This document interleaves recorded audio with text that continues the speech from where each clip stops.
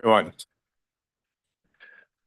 welcome to our cozy council chambers and the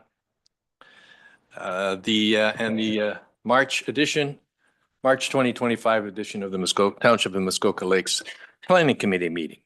I'm going to call the meeting to order at 9:30 and verbally confirm that we have a quorum with all but one present, but I expect we will have full quorum.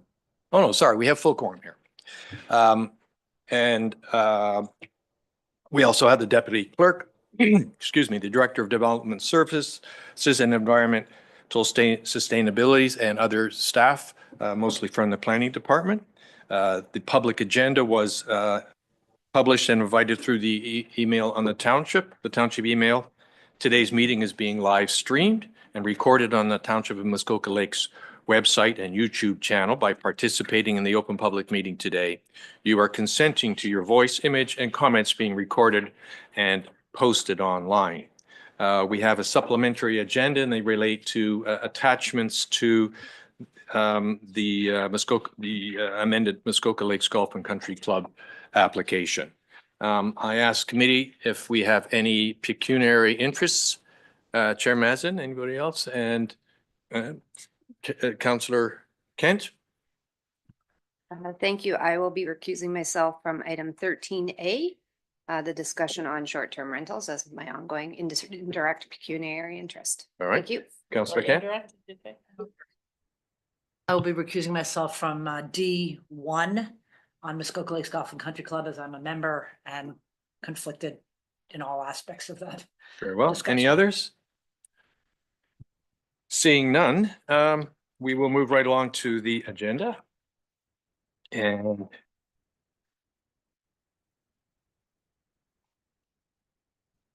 our first item we have is a concurrent zoning bylaw amendment and consent application.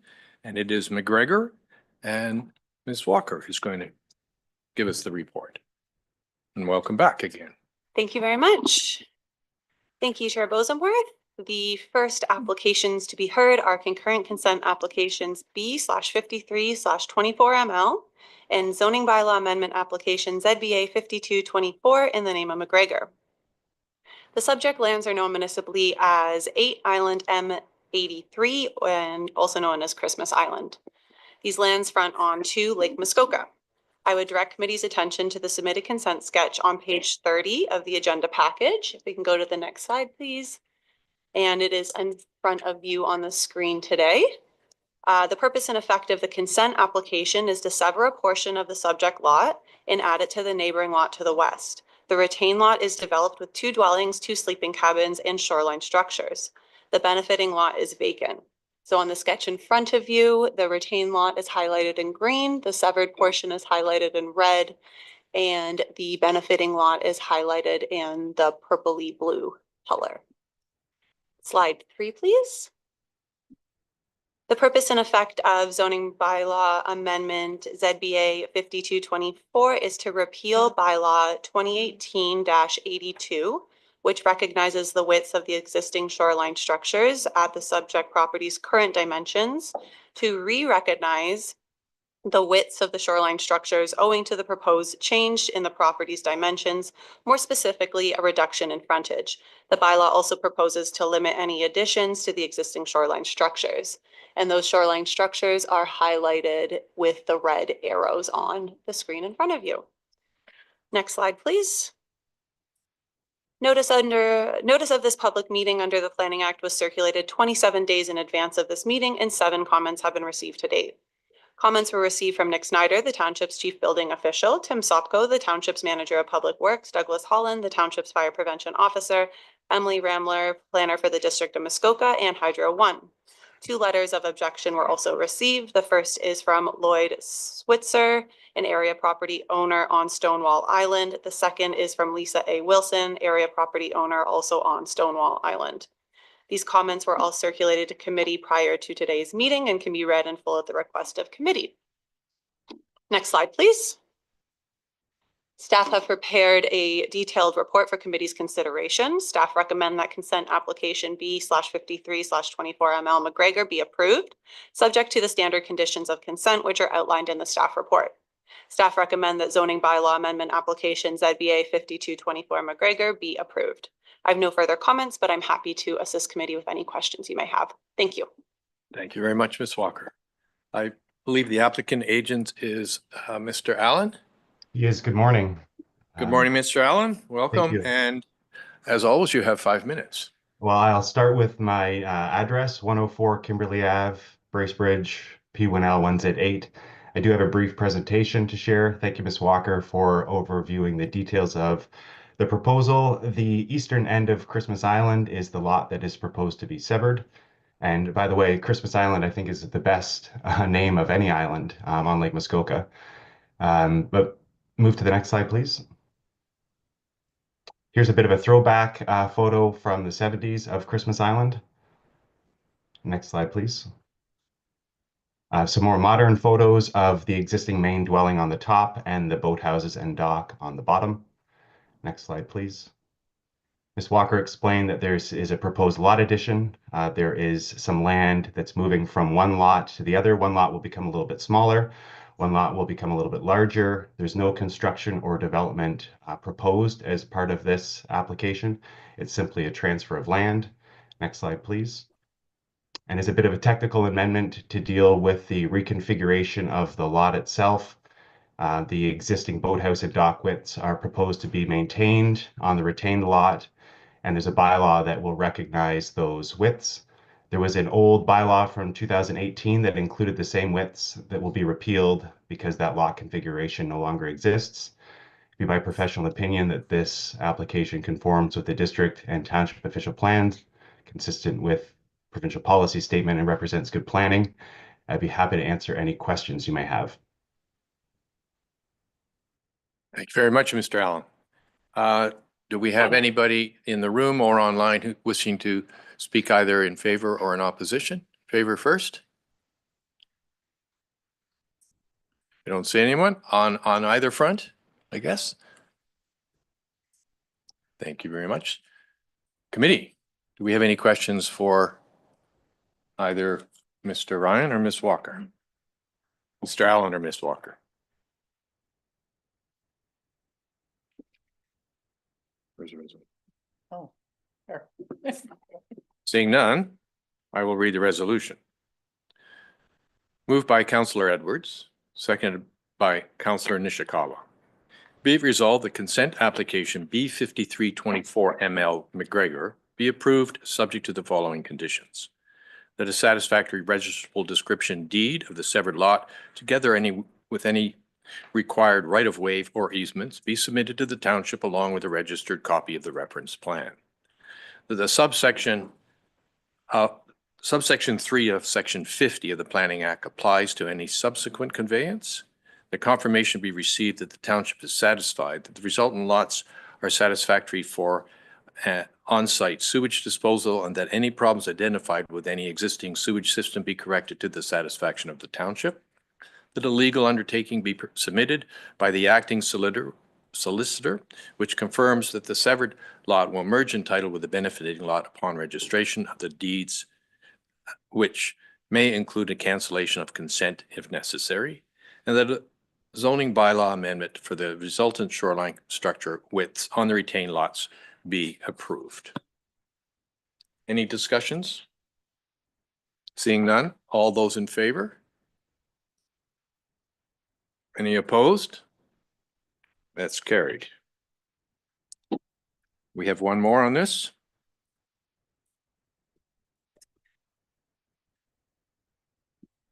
Moved by Councillor McIntyre, seconded by Councillor Roberts. Be it resolved that a zoning bylaw amendment application ZBA 52/24 McGregor be approved.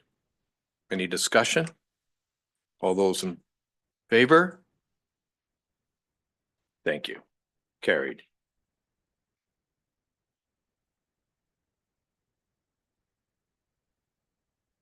So, next item on our agenda is report plan 2025/28, It's Muskoka Lakes Golf and Country Club, and Ms. DeMello is our planner on this file.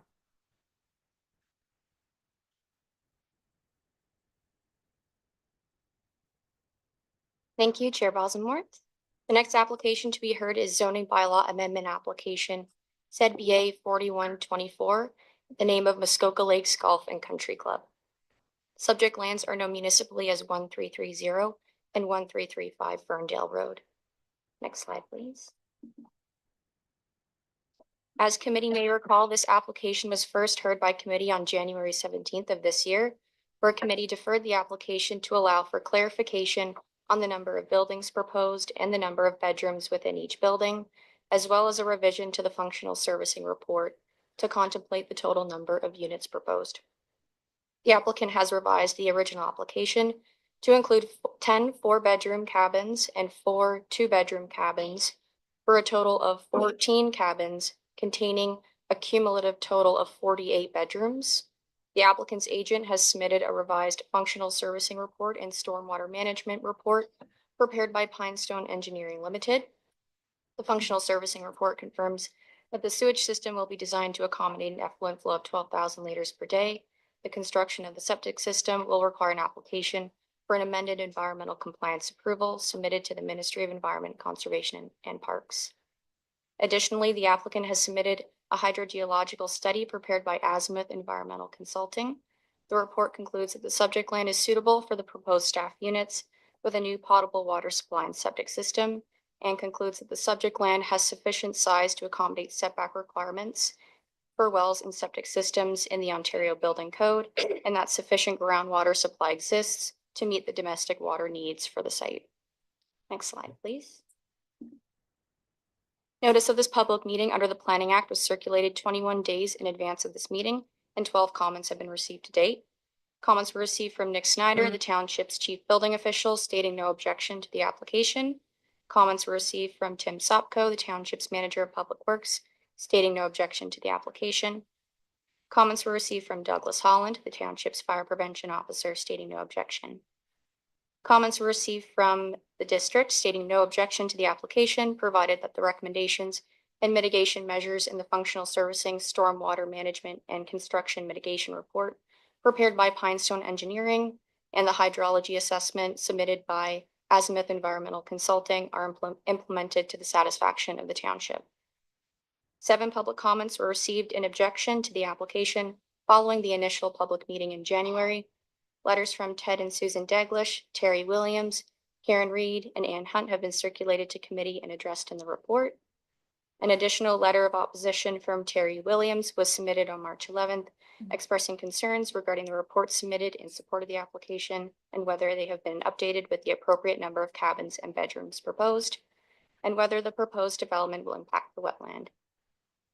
Next slide, please. Staff have prepared a detailed report for committee's consideration and recommend that the application be approved subject to the recommended revisions to the bylaw, and that section 1, subsection I of bylaw 92-184 be repealed to remove staff quarters as a permitted use on the westerly side of Shamrock Road, and that the proposed development be made subject to site plan control. I have no further comments at this time, and I'm happy to answer any questions from committee. Thank you very much. I believe the applicant's agent is Ms. Vandenacker. Huh.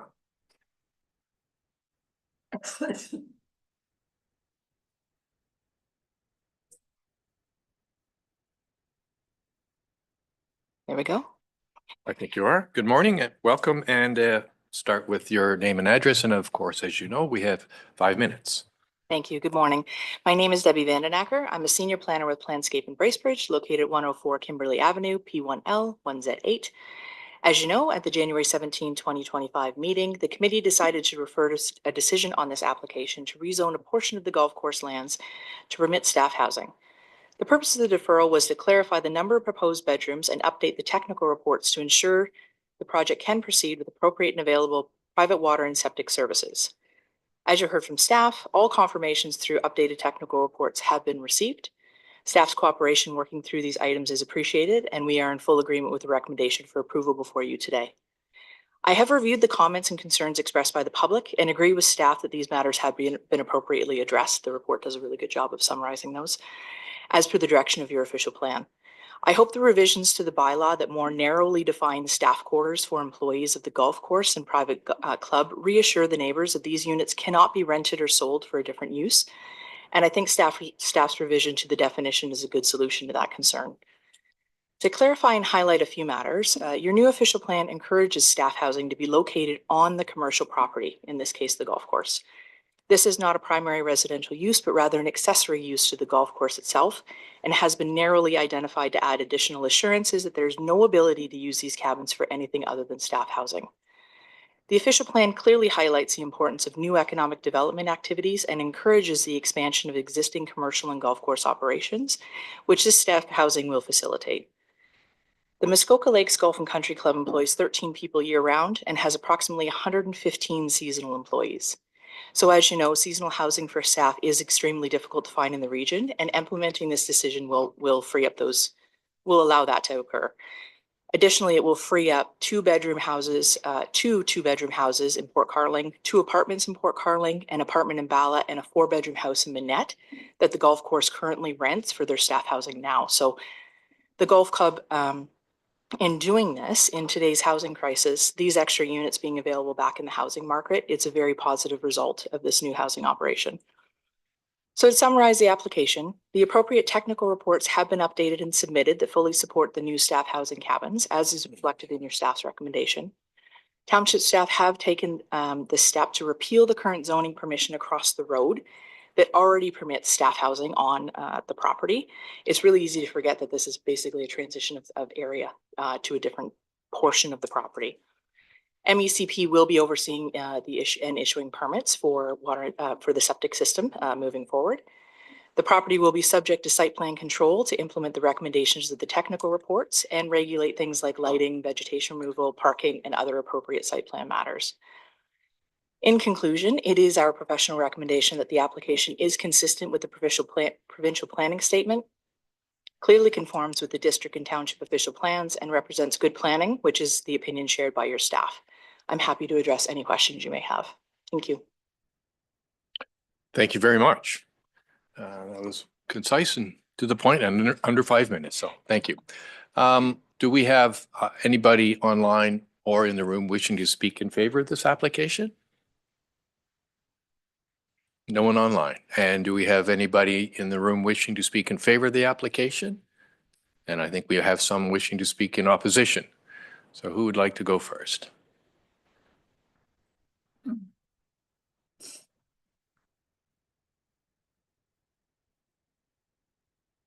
Good morning. I heard If- the other meeting. If you could, thank you. 1348 Ferndale Road. So it's right across the road from my object we're discussing this morning. Ed, you have 5 minutes. I think you're probably aware of that. Yep. Where that? Did I not turn on? Thank you. I think my work is, my objection is going to create a lot of work for the township. Because my concern is there is no drainage whatsoever from that site. McDermott Construction owned both sides of the road, and to drain part of their property, they put the ditch, a culvert underneath Ferndale Road to their own property on the other side, which is the extractive one that is mentioned. That is going from private property to private property. I don't think any person would want the effluent stormwater drainage from the proposed building site to drain onto their private property. The engineering people from, I don't know whether is it Planscape or is it all Pinestone? Yeah. Refer to the Ferndale ditch repeatedly in their submissions. There is no Ferndale Road on any of Ferndale Road that is owned by the township or controlled by the township. The district road has ditches, but Ferndale Road, particularly in that place, does not. Is it easy to pull up photograph 80, page 85 of the submission?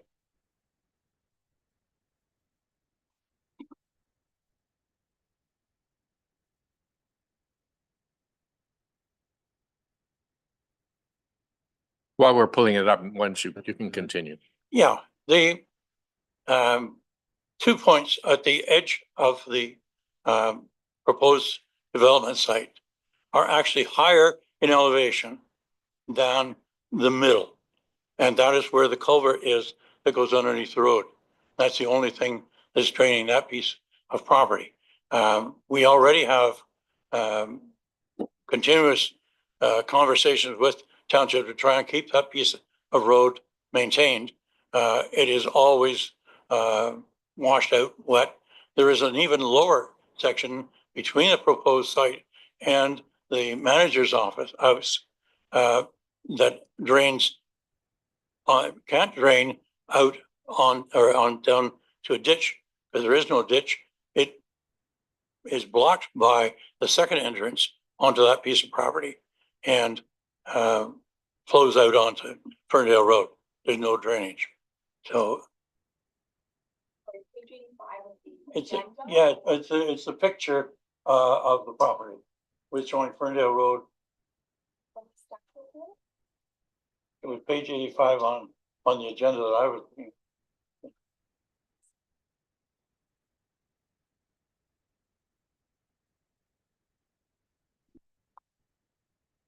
The other concern I have while she's doing that is the traffic.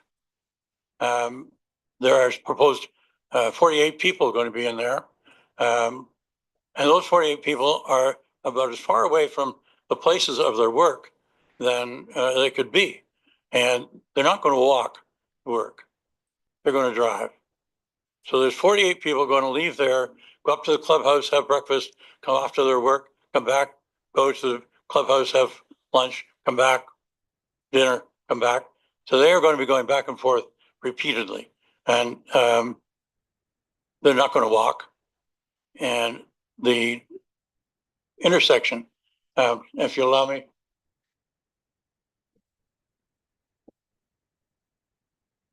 This intersection is a very sharp turn. They would be coming out here, up and making a sharp left-hand turn.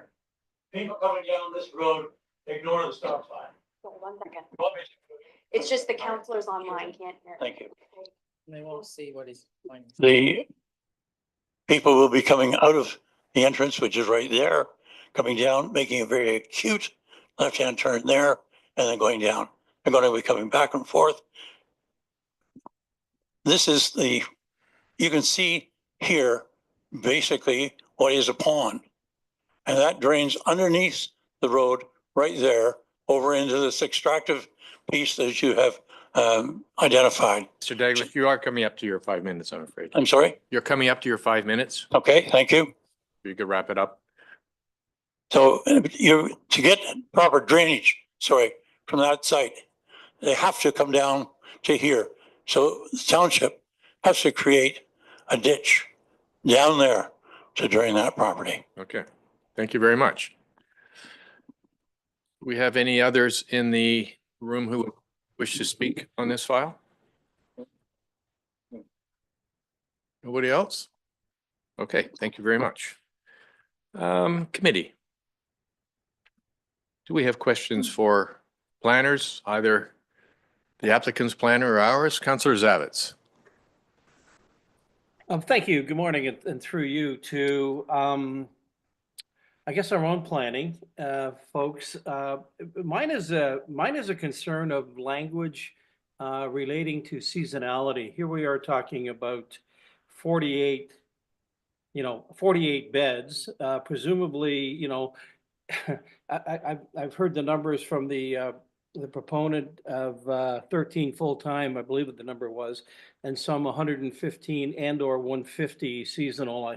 I missed that. I guess my thought is, while certainly it's all about seasonal employment and accommodation, I wonder what would happen if in the winter these cabins were rented out to snowmobilers, and there's 50 snowmobilers right here in front of our tax-paying residents. I mean, has that been contemplated?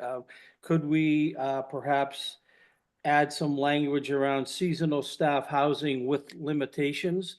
And again, I know, come, I don't know, October 15th, these are empty, likely in the large part. Are they, how seasonal in nature are they? Will they be used all 365 days of the year? So I haven't seen that in any of their reports. I wonder if somebody could speak to that perhaps from our side. Thank you. Mr. DeMello, let me start with you on that, on the question on snowmobile renters and then seasonality. Through you, Chair Bosworth. The applicant has clarified that some of the cabins may be occupied on a year-round basis. But we are recommending that the definition of the staff quarters use be revised to specifically refer to be in support of the golf course and country club use. So presumably, those cabins couldn't be rented out to snowmobilers. They would have to be for staff in support of the golf course. Okay. And then the question of seasonality. Through you, Chair Bosworth, it's my understanding that some of the cabins may be used on a year-round basis. And although the golf course itself, I suppose, is closed during the winter, there are some buildings and other operations that relate to the club that are operated on a year-round basis. So it's my understanding that for some of those operations, those cabins may be occupied by staff. So if in the future they had 30 full-time employees, as long as they were employees of the country club, they would be allowed to live there. Yes. Okay. Councillor Zavitz, you had a follow-up? I do, and thank you, sir, for that supplemental. So how do, what and or how do, or do we want to, I suppose, control how all of a sudden the cabins just somehow become mysteriously a 365 day habitable location in terms of, we're not going to have eyes on that. We've long know about the bylaw piece. So how do we know that there, you know, what guarantees do we have for ourselves and for the residents close by that they're not going to be living beside a motel? Mr. Mel? Through you, Chair Bosworth, the definition of the staff quarters use specifically says that it needs to be in support of staff housing for the golf course and country club. So that in of itself would preclude it from being rented out for short-term rental purposes or for a hotel. So if that were to happen, my understanding is it would become an enforcement matter. All right. So the answer, it becomes an enforcement matter. Very well. Committee. Councillor Mazin. Thank you. Remember, we are in question period at the moment. Yep, thank you. And through you, just a question for staff, just for clarification. Mr. Daglish had brought up some concerns. What I'm thinking are stormwater management concerns. And just wondering, is that the location and his concerns, are those to be addressed through the site plan process? Mr. Mello. Through you, Chair Bosworth, yes, those would be addressed through the site plan process. Pinestone Engineering has submitted an FSR and stormwater management report, and those will be reviewed in detail by Public Works at the site plan stage. Just a quick. Councillor Mazin. Just for my own clarification too, if it's on private property, going to private property as indicated, these things would still be all contemplated. Like no matter what planning application through site plan, and it would ensure that water or wastewater isn't going from one property to the next in those plans. I just want that confirmation. Yes, that is correct. Thank you. Councillor Roberts, and then Councillor Nishikawa. Thank you, Chair, and Councillor Mazin asked my first question, so I won't re-ask it. I don't know the area that well. Mr. Dandish talked about stop sign, about the volume of traffic increase, which that stop sign area and flowing around, is that private road or is that a district road? Mr. The Mello. part that he's talking where the stop sign is. Mr. Mello, you're talking about the road systems?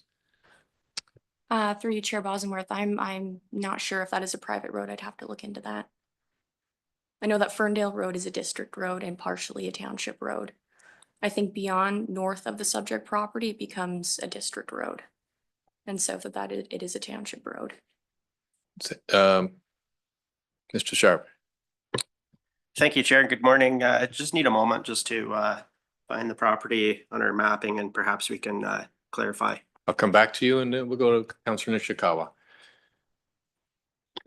Thank you. I have a few questions to the applicant's agent. And if you could bear with me, I'm a little bit confused because of previous applications that have come forward, which have not been referred to in these reports. So I think it was 2021, 22, something like that. A road application was being circulated and there was a discussion about us actually even losing Hazelwood Trail at one time.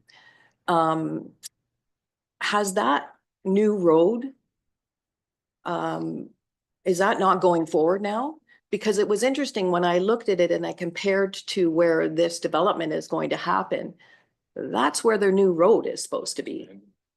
And so I'm trying to understand all of what's going on, because also I then had concerns about the previous application of where we allowed waterfront development and where does that sit now? Because if it's not what we approved, I have concerns about that. So I'm just really concerned about what else is going on the golf course.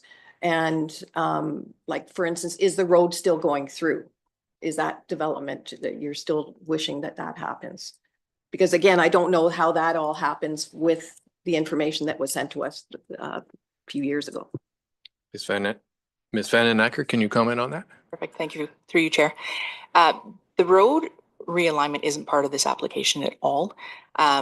It's a concept as far as I understand, that the discussions are ongoing. The solution isn't part of this application. So whatever that looks like, the golf course has proposed this location for the staff housing. So presumably that may impact the road realignment whenever that comes forward again. But there is no preferred design, or it never got to the point where this is where the road was going. So. Councillor Nishikawa. Thank you.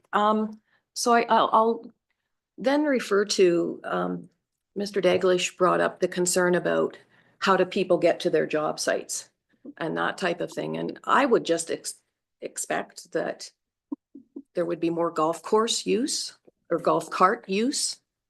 But it's more of a concern that those golf carts cannot be operated on that municipal road. And has that been contemplated in this application? And because it is all part of it, in my opinion. So if you're adding, that many more golf carts on a municipal road, which we're not allowed to do. If you license. Ms. Van den Acker. Thank you. Through you. It is my understanding that site plan will deal with those sort of technical aspects. So the rezoning portion of it is basically allowing the use on the identified portion of the land. Those details of how that will roll out, how that area that you are allowing that use to happen, how that functions, that all happens through the site plan control application, and those details happen then. Okay. Yeah, and so my concern is then, I do have to recognize. Councillor Nishikawa, can we wait for your concerns? No, well, it was a question. Sorry, I was trying. Very well. Mr. Sharp, did we have an answer on road ownership in the area? Yes, thank you, Chair. I believe the road that Mr. Daglish is referring to would be known as Robert Johnson Road, and that road would be a township road. It's not a private road. So the roads around and associated with the application are owned by municipalities. That is correct. Thank you very much. Councillor Roberts. Okay, I asked a question for a purpose, and thank you, Chair. So to someone on staff, if the fears come about that the traffic is really bad, people are not stopping at signs, etc., what recourse would the neighbors in that area have with the township or the police to control that? Mr. Mello, do you want to start with that? Through you, Chair Bosworth, I think at that point it would become an enforcement matter. That wouldn't really, I think, be a planning matter at that point. I may refer to my manager, Bryce Sharp, to provide more information. Mr. Sharp, further comments? Thank you, Chair, and Mr. Mello's done an excellent job at answering some of these questions so far. The only point of clarification or thing that I could elaborate on is that the township's operational services division has actually reviewed this application and hasn't raised any objections. They haven't requested anything in the form of a traffic impact study or anything like that. So we're not aware of them having any concerns or objections to the application. So I just make that point. Thank you. All right. Committee, any Councillor Edwards? Thank you. And that's to the agent. I'm looking at page 68. It just shows the same 1-bedroom units. You haven't brought forth a drawing of the 4-bedroom units that are going to be, how many washrooms will be in there? Thank you, through the chair. No, we haven't. Again, that type of detail it happens at the site plan control mechanism. So what you're approving today is the use of the staff housing in that area. So it's conceptual right now. I did speak to the owners of the club and asked what this will look like in terms of why they chose this design, for my understanding as well. And so it will be staged as the houses are needed, as it comes in. So the idea that this is going to go up in 2 weeks and that it's going to be full of people and it's going to be this, active thing that just appears on site, that is not how that will roll out. But they did make the choice to, instead of dorm room style structures, we all know with COVID and various other things that this allows their staff some more private, livable spaces in these cabin structures. So we don't have an interior design to show at this stage. Okay, I just wonder because you showed one the last time when you brought it in, very, very detailed 1-bedroom units. We found out there were 4-bedroom units. And that's so it's concerning that we didn't see what is actually happening because the same as the site plan, it shows exactly what was there before. It hasn't increased the distances or anything else like that. So I'm having trouble making a decision on something that was brought to us before and hasn't been changed. Thank you. Mr. Mello, perhaps you could just clarify what the bylaw actually, it has restrictions on it, and I believe it restricts a number of buildings and number of bedrooms. To clarify for Councillor Edwards? Yes, through you, Chair Bosworth, the bylaw would restrict the gross floor area permitted for the staff quarters use, and would also clarify the number of buildings that would be permitted and the number of bedrooms. Okay. Councillor Edwards? Well, the thing is, that's why I was asking, because if there's 2 washrooms in there, that could change the whole flow of the septic and that. And if it was done on 1 bedroom and 1 washroom compared to 4 bedrooms, maybe 2 washrooms or that, it would change it. That's why I was asking. Thank you. Thank you very much. Committee, do we have any other questions? All right, seeing none, we can always have some more after we've read the resolution. So here are the resolutions. The first one, moved by Councillor Mazin, seconded by Councillor Zavitz. Be it resolved that zoning bylaw amendment application ZBA 41/24 amended, Muskoka Lakes Golf and Country Club, be approved subject to the following revisions to the draft bylaw. That the site-specific definition of staff quarters state that staff quarters are only for employees of the golf course and private club located on the subject land. That Schedule 2 be updated to identify a location for accessory staff quarters that incorporates the inclusion of required yard setbacks in the open space commercial zone. That the location where the accessory staff quarters are proposed be restricted to a total of 14 accessory staff quarters units, a total gross square area of 21,600 square feet or 2,006 square meters of proposed accessory staff quarter units, and a total number of bedrooms 48 within the proposed accessory staff quarter units. that section 1, subsection I of bylaw 92-184 to remove staff quarters as permitted use on the westerly side of Shamrock Road, shown hatched in Schedule I of bylaw 92-184, be repealed, and that the proposed development be made subject to site plan control. Committee, do we have any discussion or debate on this resolution? Seeing none, all those in favor? Any opposed? Two opposed. Yep. Yep. All right, that carries.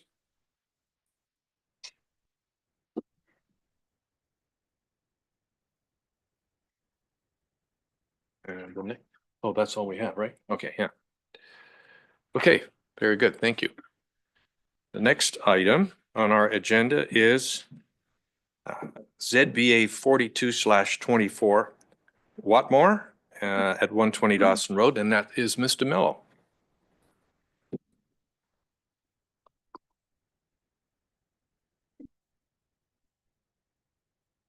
Thank you, Chair Bosworth. The next application to be heard is zoning amendment application ZBA 46/24 in the name of WHATMORE. Next slide, please.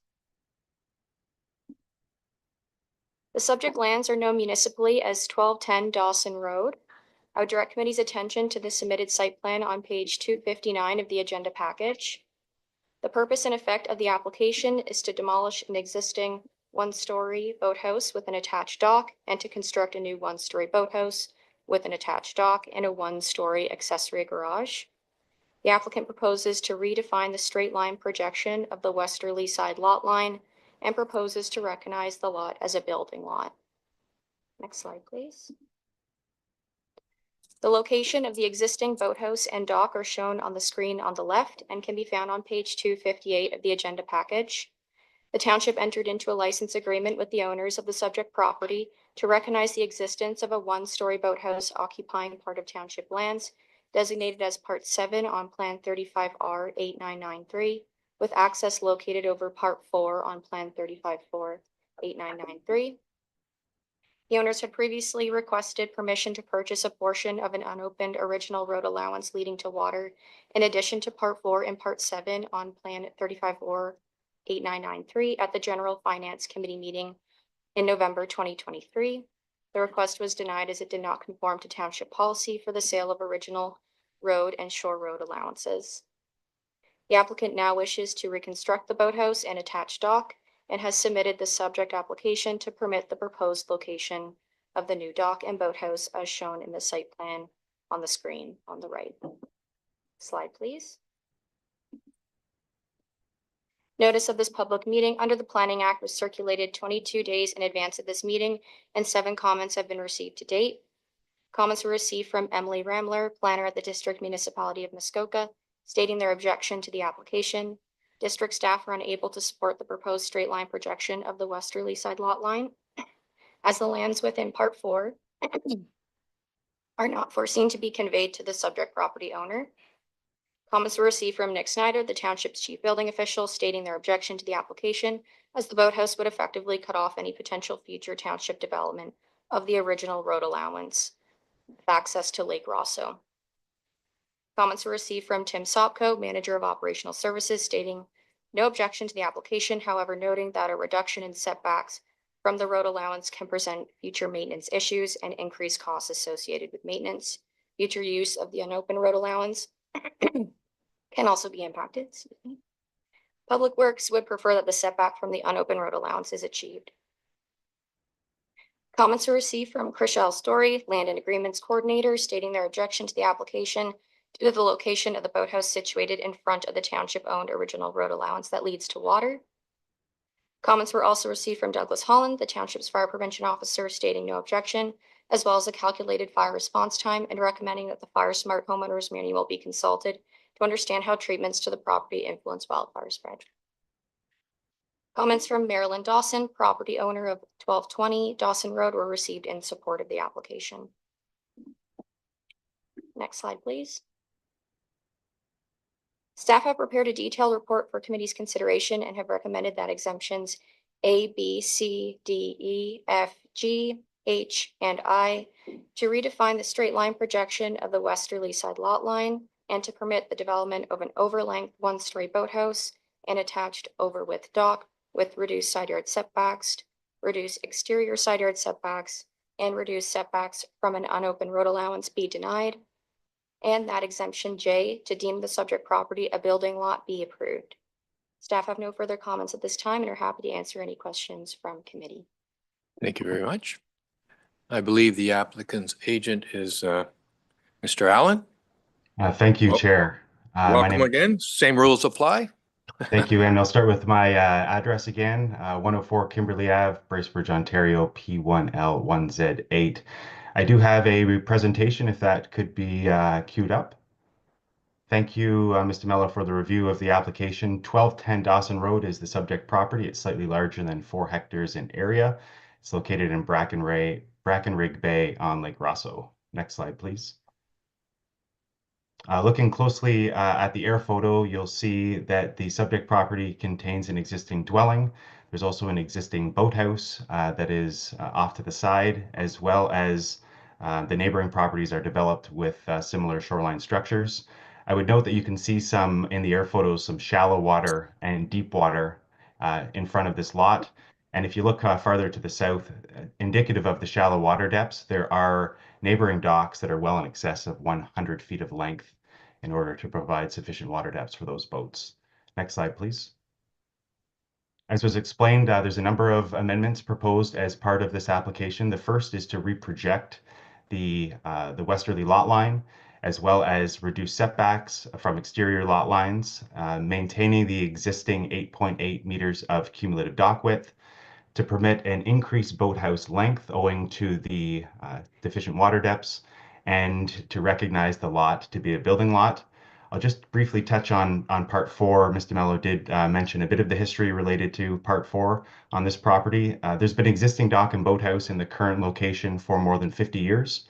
There is an encroachment agreement that expires in 2028 for this dock and boathouse. So it needs to find, and it's also at the point that it needs to be replaced. It's falling into a state of disrepair. The lot was once assessed to have 140 feet of frontage, which included part 4. It no longer has that assessment as part of it. Part 4 is not part of the subject lands. The dock and boathouse are in front of the subject property and the original shore road allowance.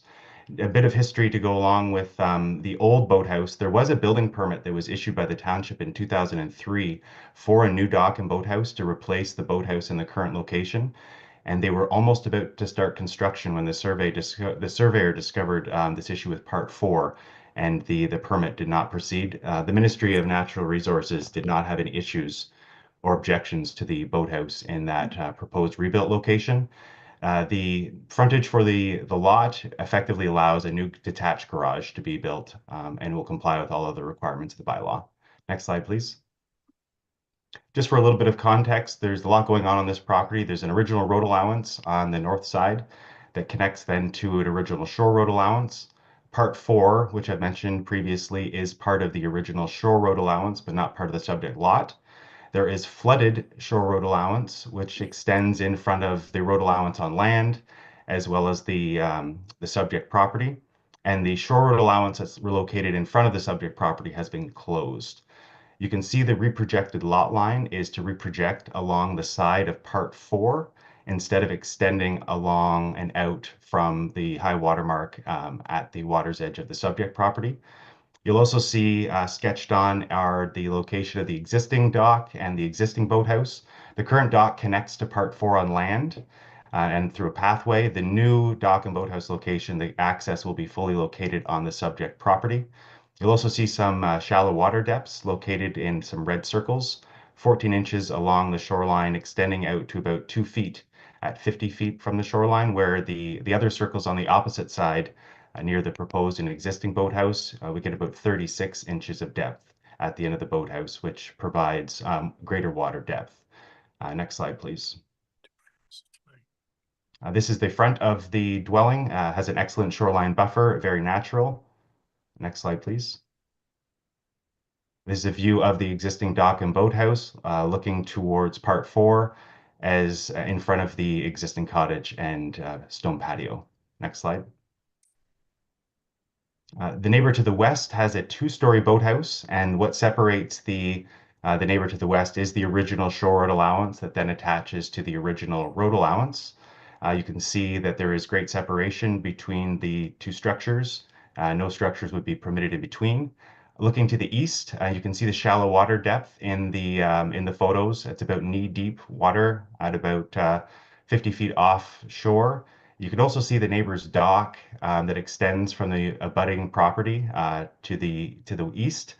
That dock is directly along the shoreline and does pose challenges for another boathouse location that's closer and more in front of the subject property.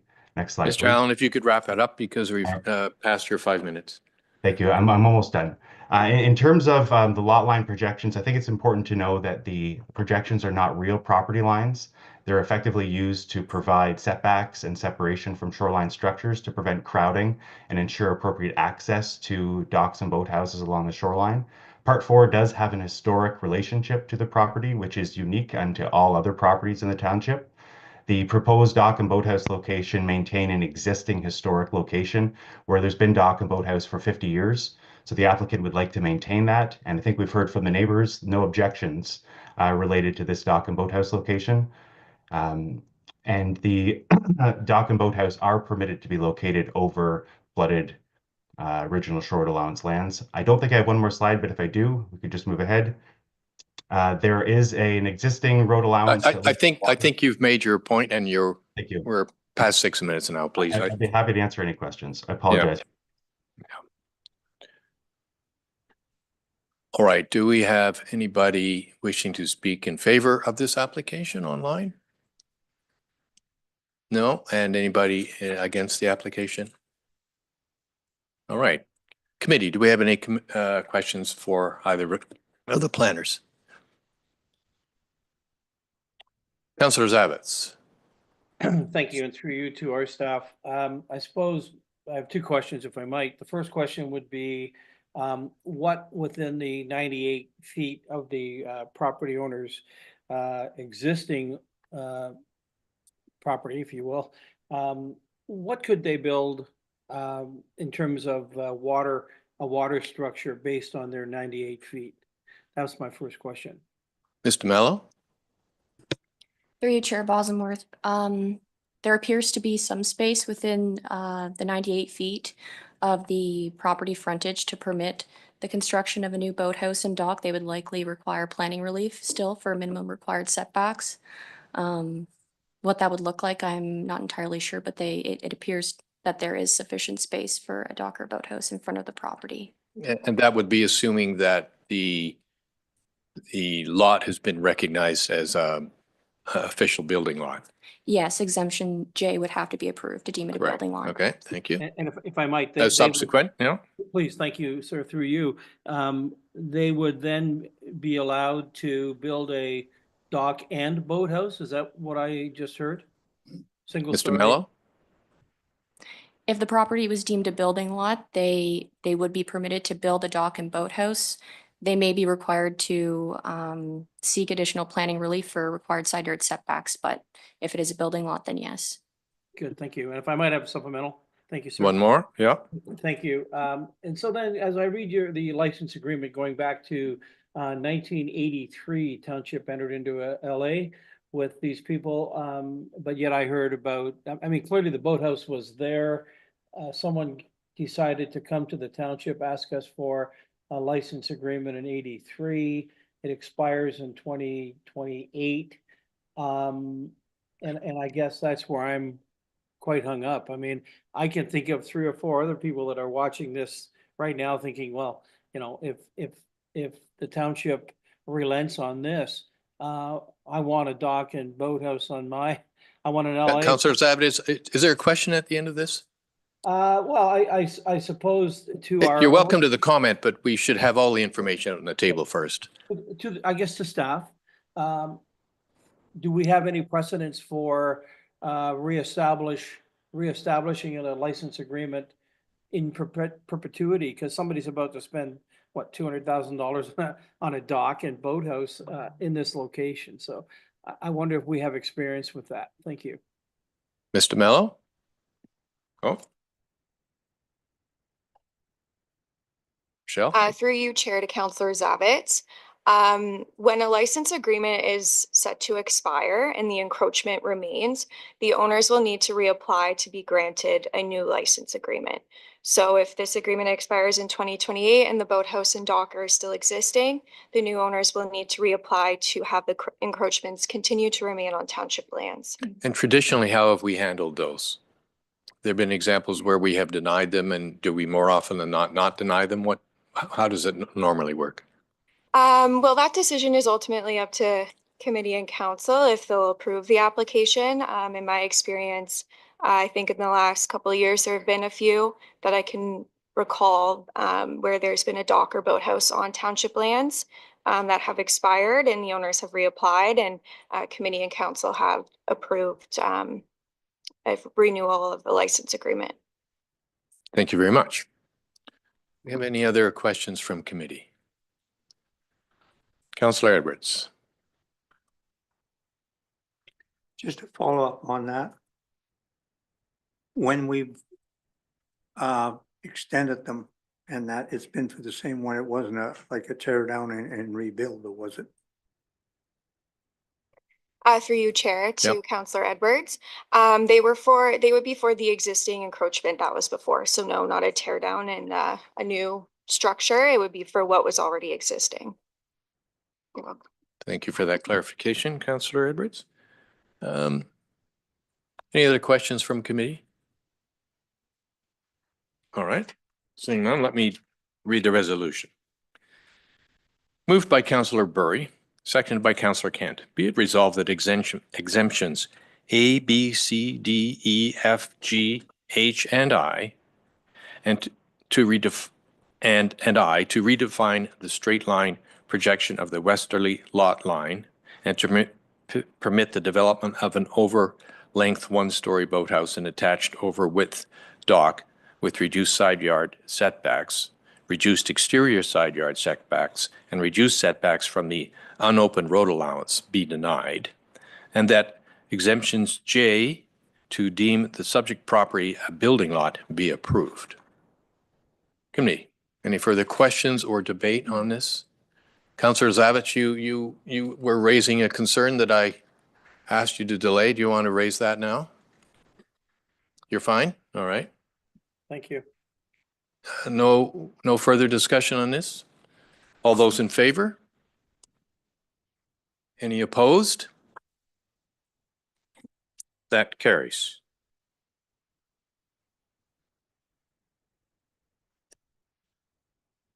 So what is the next one? What time is it? It's going to not open now. We don't need to stop yet, right? Everybody happy going on with the next one? We're only an hour into the show here. For those who were here for the Muskoka Lakes Golf and Country Club, you're welcome to stay. But if you have interest in some of the other cases, then you can stay for those. Otherwise, thank you for coming. All right, so the next one is Ms. Walker, and she's going to take us through ZBA 55/24, which is Sargent.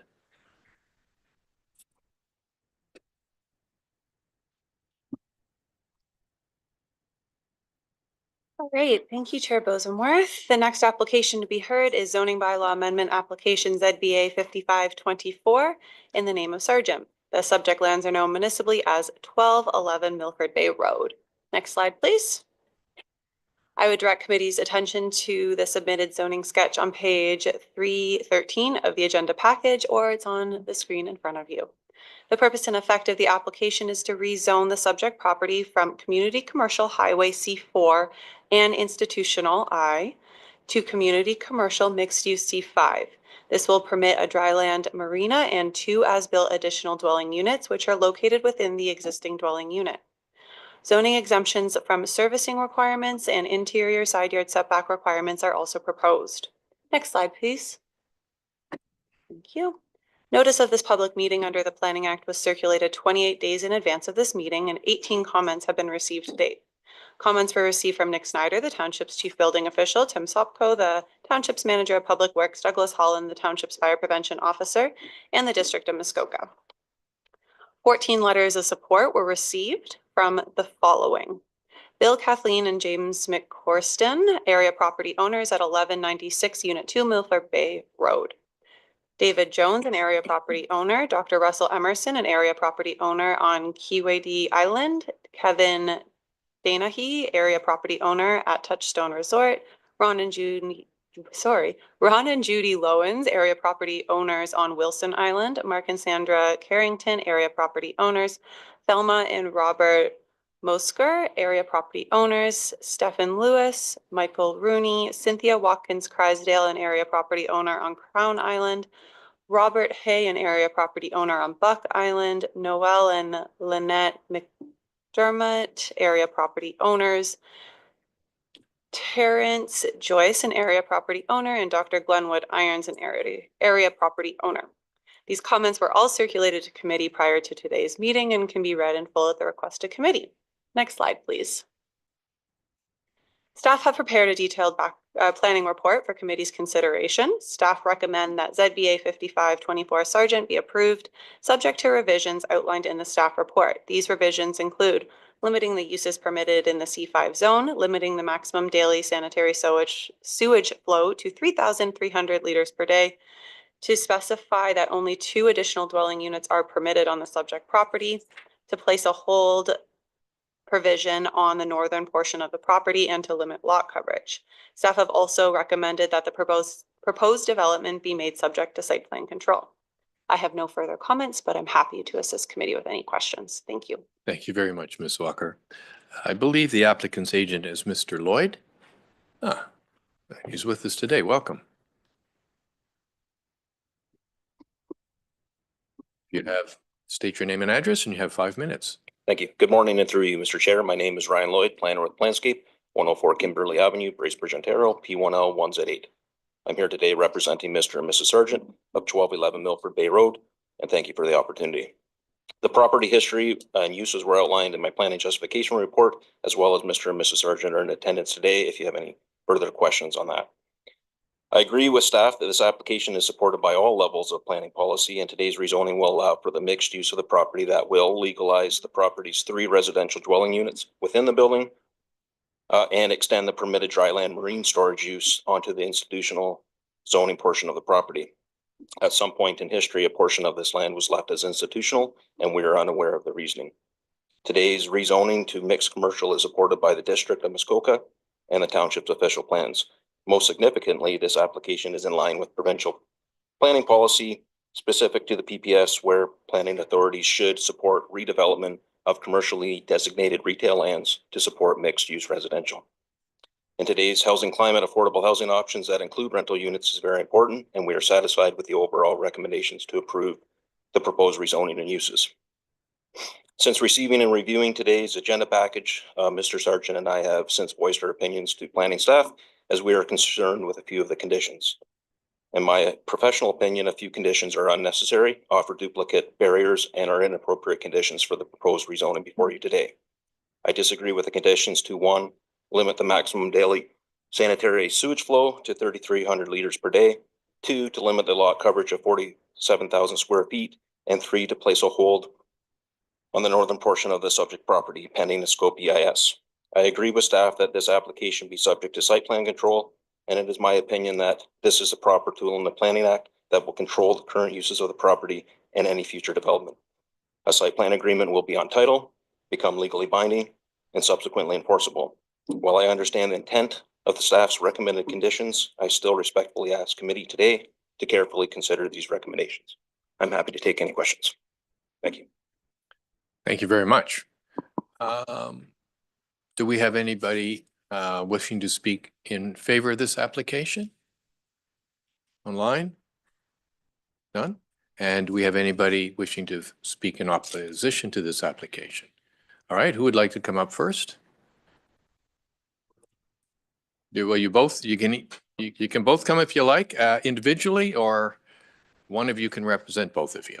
My name's Mark Fry. And you have, and, Mark, you have 5 minutes, so welcome. Thank you. I'm, oh, sorry. I think it is on. Is it on? I think it is on. On. I live at 1221 Milford Bay Road, and I'm the property owner adjacent to the property in question. And I saw that he wants to have it rezoned and call it a marina, but it's nothing more than a storage lot for boats and RVs.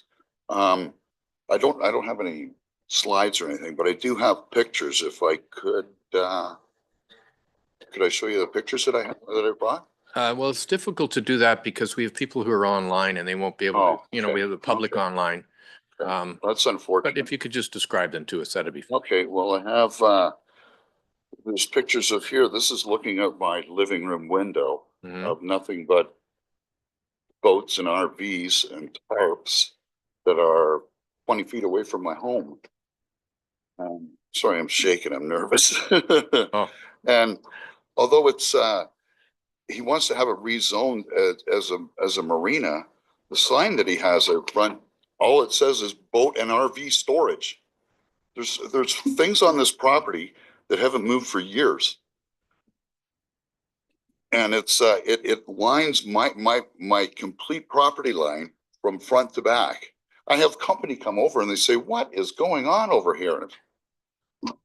I don't know.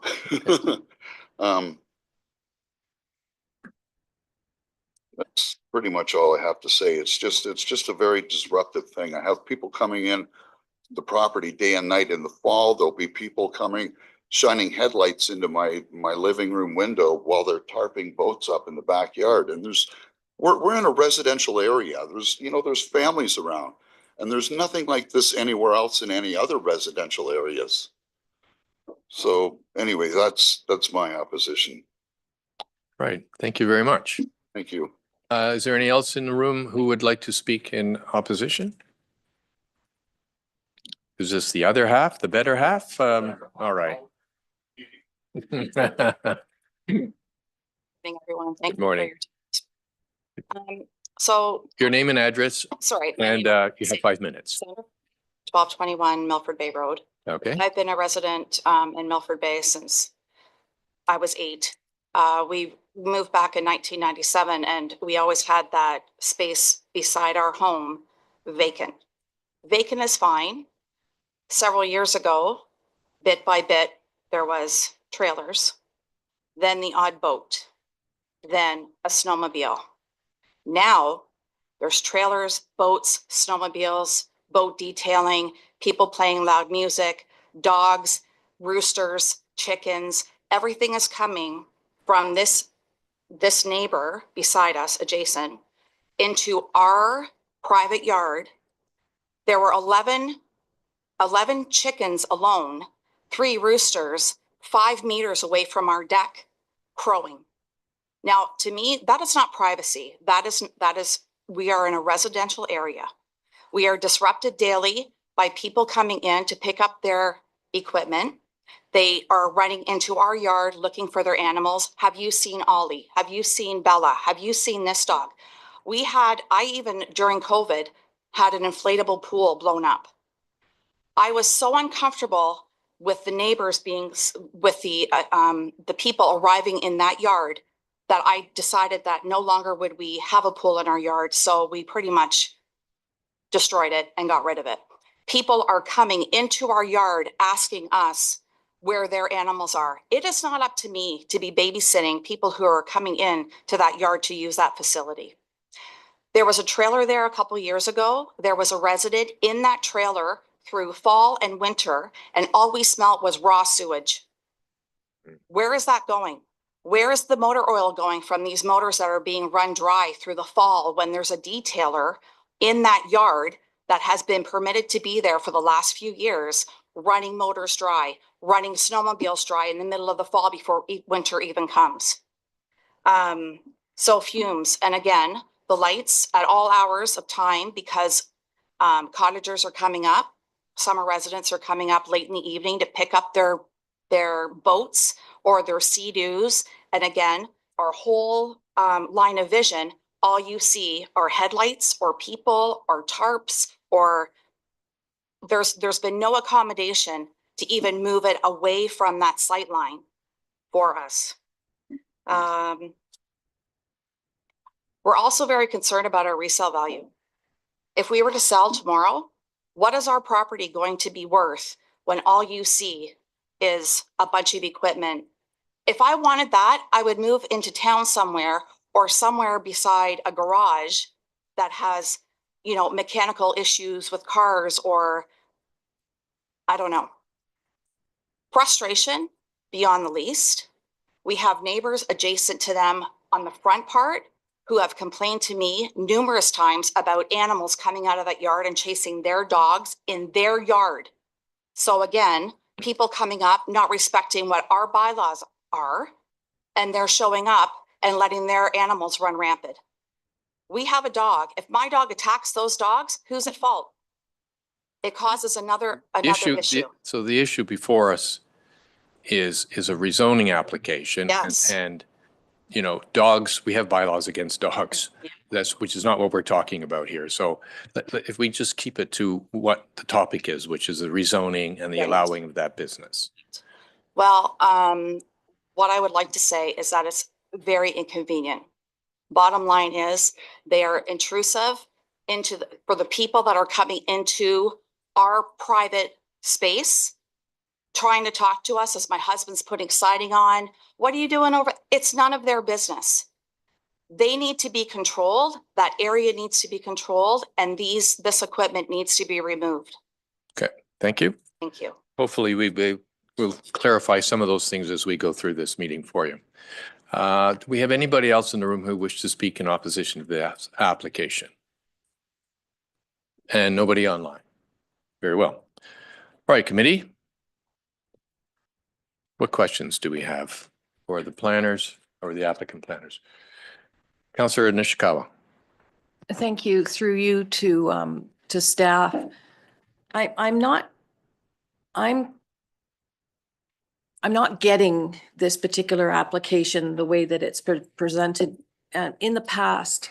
And this is just to confirm this. So in the past, we would ask for a setback of 100 feet, for instance.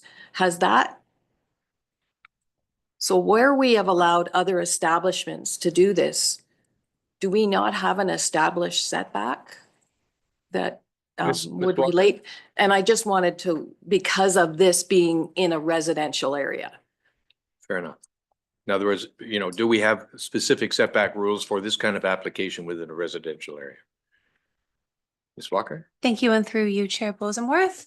So the current property, the interior side yard setbacks that would be in place would be 20 feet. So that would apply to the property line between the subject property and the phrase property, which is to the south. There's also a requirement for a 10-foot landscape buffer when there is a commercial property abutting a residential property, as would be this case. Does that answer? And I can. Councillor Nishikawa? Well, so again, we have had other applications come forward for contractor yards. Looks very much like a contractor's yard, but we have put in setbacks of 100 feet, quite frankly. And this is far from those type of setbacks. And I'm not sure why they're being treated differently. Ms. Walker, can you explain the difference? Yep, so staff has reviewed the application that's come in and there was no request for additional side yard setbacks. That is something committee could look to impose on this property. If you wanted to impose increased side yard setbacks from particular lot lines, you could do so. And I would put that to committee to consider based on the phrase comments today. Okay. Mr. Sharp. Thank you. I just wanted to elaborate on what Ms. Walker had indicated with respect to staff's position in our report. We had indicated that comments had not been received from Mr. and Ms. Fry at the time that we were writing our report, and that those comments may be important and should be considered and addressed as necessary. So there's some ways to deal with some of their concerns, I think. We'd be happy to elaborate if needed. Thank you. All right. Ms. Walker? Sorry, I just wanted to add, this application staff has recommended would be subject to site plan control. So through that process, staff can also consider additional buffering such as fences, additional plantings along particular side lot lines, especially ones that abut residential properties, which would help with additional screening of the existing uses on the lot. Okay, Councillor Kent and Councillor Zavitz and Councillor Nishikawa, if they want to come back. Thank you. I have, and through you, I have two questions. One is, there was a reference made to it being licensed as a marina versus boat storage. What is the difference from a licensing standpoint? That's question one.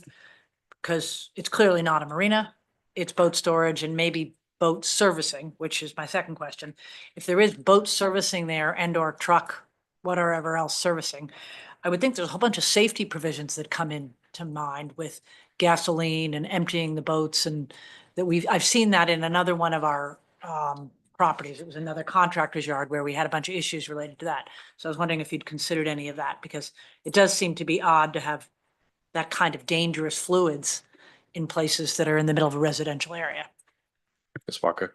Yeah, through you, and thank you for the question. So the zoning bylaw doesn't specify a difference between dry land marina storage and a marina that you would think of traditionally that is on the lake. So the storage of boats would be classified as under our zoning bylaw and the definition of a marina as a marina. I'd also clarify that a marina is a permitted use currently on the majority of the property. It's specifically the portion of the property that's zoned institutional that does not permit a marina at this time, and that's the southern portion of the Part property. closest to their property? That's correct. Yeah, it's currently zoned institutional and therefore. And that means that on that piece of property, they would not be allowed to have boat storage if we didn't give them the change in designation. That's correct. Mr. Sharp.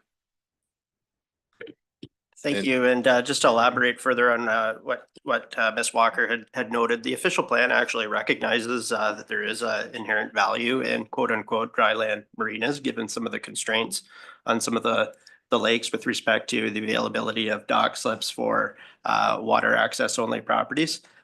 So if this application is approved, that would be what would be one benefit, and that it would be providing more options for those landowners. Thank you. Councillor Zavitz, did you take your hand down? I had one other question. Thank you, through you, I guess I did.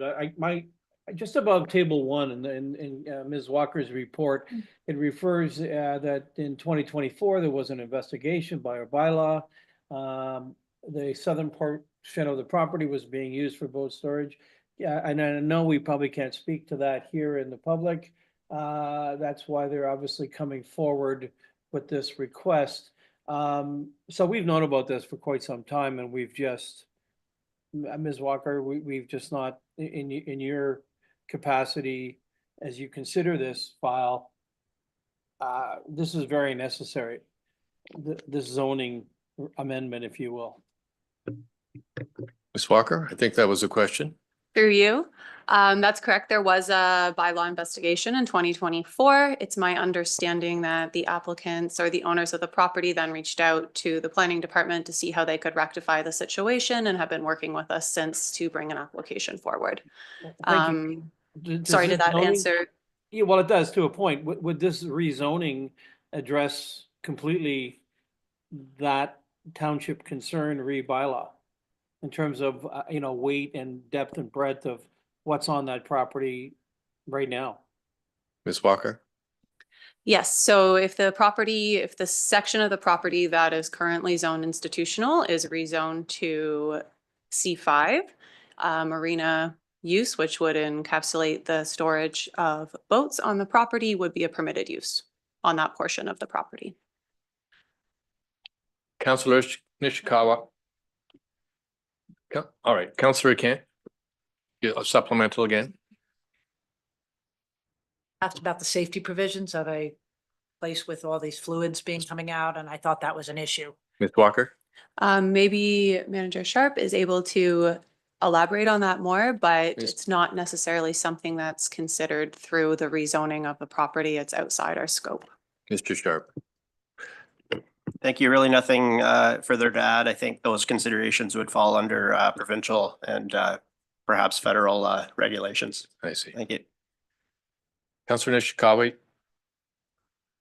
Counselor Burry. Thank you. Through you to staff. Table 2 talks about recognizing an as-built covered deck and porch and recognizing an as-built gazebo. Were both of those built legally with building permits? And also the dwelling, is it legal? Or are we just covering up the sins of the past? Ms. Walker. Through you. The covered porch did have a building permit and was constructed too close to the side lot line, which is why this bylaw is now cleaning that up. The gazebo, I don't believe, required a permit, and a permit was not issued, but it is located too close to the side lot line. Again, this would clean that up and permit the gazebo to be located where it is on the property. The as-built dwelling, the dwelling did have building permits when it was constructed. The dwelling used to be the old schoolhouse in Milford Bay. When it was sold, it was at some point converted to a dwelling.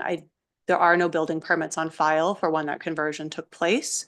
Additional units were then added to that building, and those did not have the benefit of a building permit. So essentially, the application would recognize and legalize what is there today. Supplemental, Counselor Burry? Well, I see Mr. Supplemental Snyder. question. Supplemental question. Thank you. I'm not sure I have a supplemental question other than to ask Mr. Snyder, who has appeared on screen, to make his comments for us. Mr. Snyder? Thank you. Through you. Ms. Walker's comments are largely correct in that the previously existing schoolhouse did have occupancy, was a permitted building, or was probably predating permits. But the change in the addition of dwelling units within that building, the change of use and addition of dwelling units within that building would require a permit, and as tidy up, if approved, permits would need to be applied for and issued to acknowledge and ensure compliance with the Ontario Building Code for the multiple dwelling units within the building. Thank you. Councillor Zavitz, another question? Thank you, and I appreciate the indulgence. I'm speaking to the neighbor piece of this, where there's clearly concerns about, overreaching, whether it's pets or the activity at this property. I'm just wondering, and again, to Ms. Walker, are there other like properties in the vicinity? I know that area, there's a lot of compression there. There's, it's property after property, as lake access coming towards that. What about other mixed use, other commercial? I mean, it almost sounds to me like the neighbors aren't aware that this is a commercial zoned property. And I wonder if we could speak to that, or perhaps it's already been spoken to. Ms. Walker? Yeah, so the subject property is zoned commercially, so is one of the properties to the north and to the south. I'm not familiar if there's another dryland storage marina in this area, but I would note that our new 2023 official plan does designate this as community core. So there is a subject designation. It's a community core sub-designation, which would permit all or contemplates all of the uses that staff is proposing to permit on the property, which does include all of these commercial uses. I hope that answers your question. Okay, thank you for that. Councillor Roberts. Thank you, Chair, and through you. Just a little clarification. So part of the property is very viable and allowed that it could be a dry marina. That's correct. And the portion that was left behind is institutional. And that's the portion of the property that is being used as boat storage or what storage as such. And that's the area that's in question. So, okay, I'll just leave it at that. Thank you. Ms. Walker? I can confirm that is correct. Okay. Councillor Mazin? Thank you, and through you. And if I could ask a question, Mr. Sharp, I wasn't sure if you made a comment that we hadn't received the feedback from the neighbor at the point at writing, and there might be other options. Could you elaborate on that comment? Mr. Sharp? Yeah, absolutely.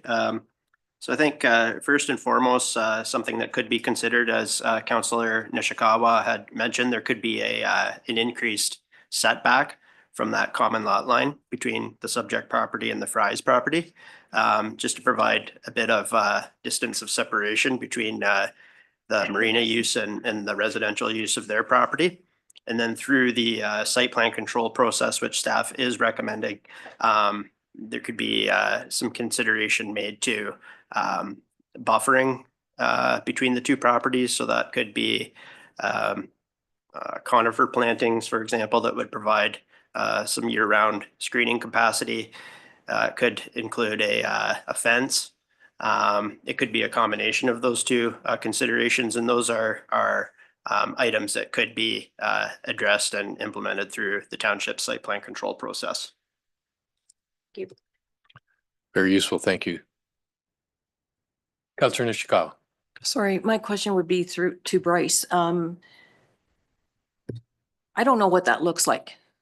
So could we see what that buffering, what you could suggest? Like, I'm not sure if 50 feet, 100 feet, because in the past, we've asked for 100-foot buffer. So I'm trying to get an understanding of what that might look like before I approve anything. Because I don't want to just go off and say, okay, we told staff to do a buffering, but 5 feet was added. And that, in my opinion, wouldn't have the benefit that I would be looking for. Mr. Sharp? Through you, Chair, I believe as it stands, the C5 zone would require a 20-foot interior side yard setback. So a 100-foot setback would be quite an increase in my opinion. If an increased setback was recommended by this committee, perhaps when this returns to council, we could work with Mr. Lloyd to identify that setback on bylaw schedule, and that schedule could be attached to council's agenda so that it would at least provide something in terms of a visual. And then with respect to what might be imposed through site plan control, some direction could be given through this process if you were looking for for example a fence versus plantings. Some direction could be given, but largely that process is delegated to staff, and it's handled at the staff level. And we take great pride in making sure that in these situations that we're doing the best we can with respect to providing a good buffer and good buffering. Thank you. Councillor Braden, and I have a question. Thank you. And through you, I have a question for the planner. I heard objections to some of the suggestions that our staff were making, specifically on daily sanitary sewage flow and some of the other pieces. I heard objections, but I didn't hear any rationale for why there was an objection to those pieces. And I'd like you to give us some kind of an idea of why we should even think about that. Mr. Lloyd? Yes, thank you. And sorry, because of time, I was trying to get through that quickly. So in terms of the flow capacity, my professional opinion is that's a building code issue. So with respect to planning staff at the township, I know there is planning policy in the official plan that anything over 5,000 liters per day would spark a hydrology study. But in terms of them suggesting 3,300 liters per day, I don't know where that justification came from. So that would be the first one. And then the other two, I strongly believe that site plan control is already there to control the site. So those are just two extra layers added on top of potential for future development for the property owners. Thank you. Ms. Walker, would you like to address our position with respect to that? Yep. So I'll address first the staff recommendation that we limit the sanitary sewage flow to 3,300 liters per day. That is what our building department has determined is the flow of the current development. So at this point, the current development would only be the residential development on the property. Our official plan outlines several different policies that need to be considered when we're looking to do a development on individual services. And it's staff's opinion that in this case, especially because there are 2 additional dwelling units being proposed, that it's important that if there is any increase to the capacity on the property, that staff needs to review those policies for conformity at that time. So for example, if there was an addition done to the dwelling that would take this over increase that from 3,300 liters per day, staff would want to go and revisit those policies in our official plan to ensure conformity with those policies. I do appreciate that servicing is usually handled through building permit processes. However, in this case, the application is specific to exemptions for servicing, and the building department doesn't have the ability to consider the policies in our official plan through their review process. So it would be an extra layer of protection and just oversight from the municipality in this case. I hope that answers that first servicing question. I also want to respond just to the whole provision that staff is proposing. So the northern section of the property is largely forested, and there is a small creek that runs through it. At this time, because there was about 4 feet of snow when staff visited the property, we don't have a good understanding of the extent of that stream, but it is shown on the site plan. Now, the property is also majority deer wintering habitat. It doesn't extend to the whole extent of the northern portion, but it is part of that and adjacent to it. So staff wants to ensure that development in that portion of the property is done appropriately and with appropriate environmental considerations, which is why we've recommended the hold on that section of the property. Now, the owner could get a environmental impact study done to review this section of the property and come back and have that hold lifted, just to make sure development's appropriate at that time. Now, there is no future development proposed currently, but we don't know what that would look like in the future. I know the planner for the applicant has indicated a large majority of this could be handled through site plan control, but our site plan control bylaw doesn't encompass all development. So some future development could be exempt from that process. So for example, the marina use on the property could be expanded, and that wouldn't trigger the need for the application to go through site plan control again. And there could be boat storage. Not to say the applicant's proposing that, but it could happen down the line. There's also setback and size requirements that would trigger site plan control or not trigger site plan control. So staff just wants to make sure that if any development is proposed in the future that isn't encompassed by that process, that we still ensure appropriate development. Hopefully that answers your questions. I'd just like to thank staff for the thoughtful and clearly very comprehensive view of this. It gives me great confidence that our staff is on the right track for this specific planning application. But well done. Thank you. Thank you. Councillor Kent. Thank you. Just one thing when I'm looking again at the property here, you talked about the buffer zone, and yes, we could potentially consider increasing the buffer zone, but there's also the option of requiring him to move some of the boat storage to the other side of the property that doesn't abut the neighbors so closely. There is space, it appears to be over there. I can't tell, but it might be something you consider as an alternative to increasing the buffer zone. The other thought was, I would definitely think that you should be considering or mandating a fence, given that they have animals on property, which I think is only fair, that they be contained. Ms. Walker? So obviously, I think you're going to consider that. Thank you. So we could, as Bryce has indicated, look at an increased setback from that southern property line. I would just note that it's only the institutional portion of the property that does not currently permit a marina use. So the remainder of the property is zoned C4 currently and would permit boat storage on it. The area where it's a lot. So I would note that they could move it, and then this application wouldn't be needed. And that is fully within the rights of the applicants to do that. In terms of implementing a fence to contain animals, I don't think that's something we can require through the planning process. I think that's a separate animal control and dog control issue.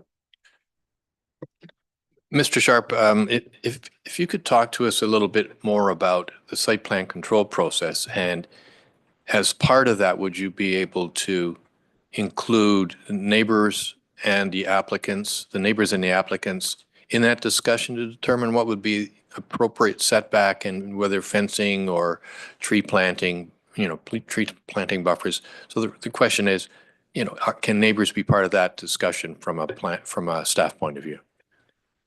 Or did we do it here? Thank you, Chair. I just wanted to add one point of clarification. I believe Ms. Walker had indicated that if the marina was moved to the other side of the property, the application wouldn't be required. I think parts of the application would still be required with respect to the housing component and the other accessory structures. Just wanted to make that point known, but there are no public circulation requirements under the Planning Act for a commercial site plan application. It used to be that we would come to a committee with a report, but the province has required municipalities to delegate site plan control to staff. So that would be an in-house process. So does that mean we cannot direct you?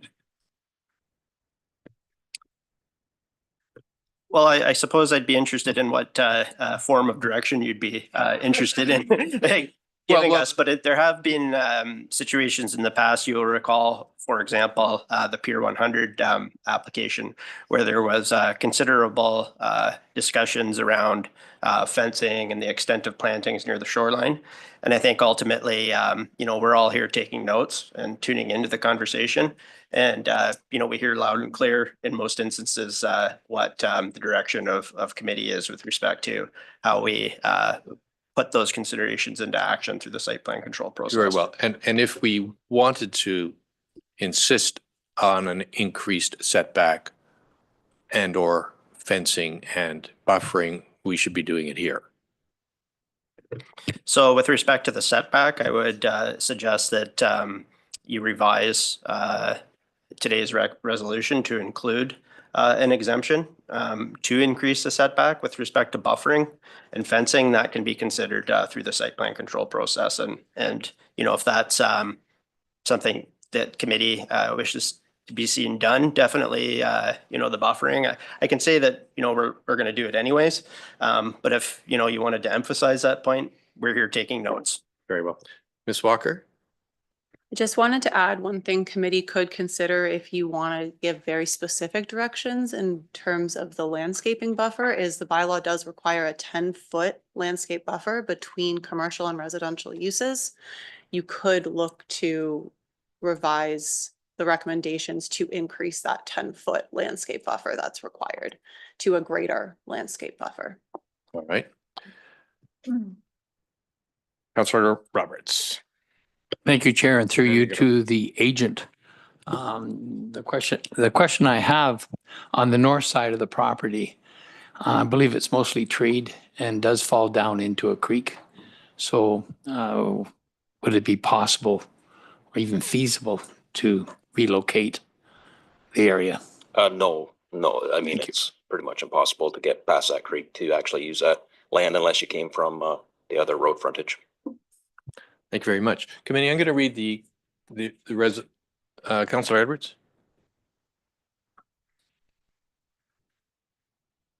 Councilor Edwards.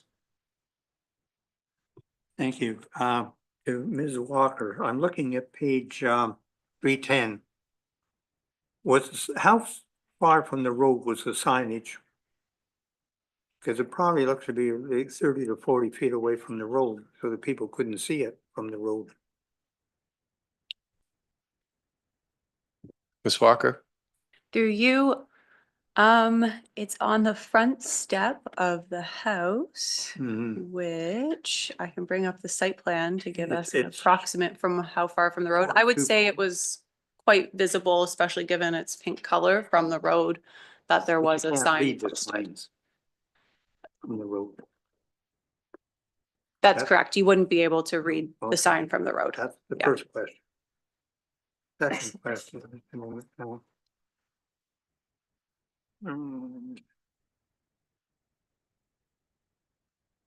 I see there's a, between the Fry's property and that there's a natural treat area.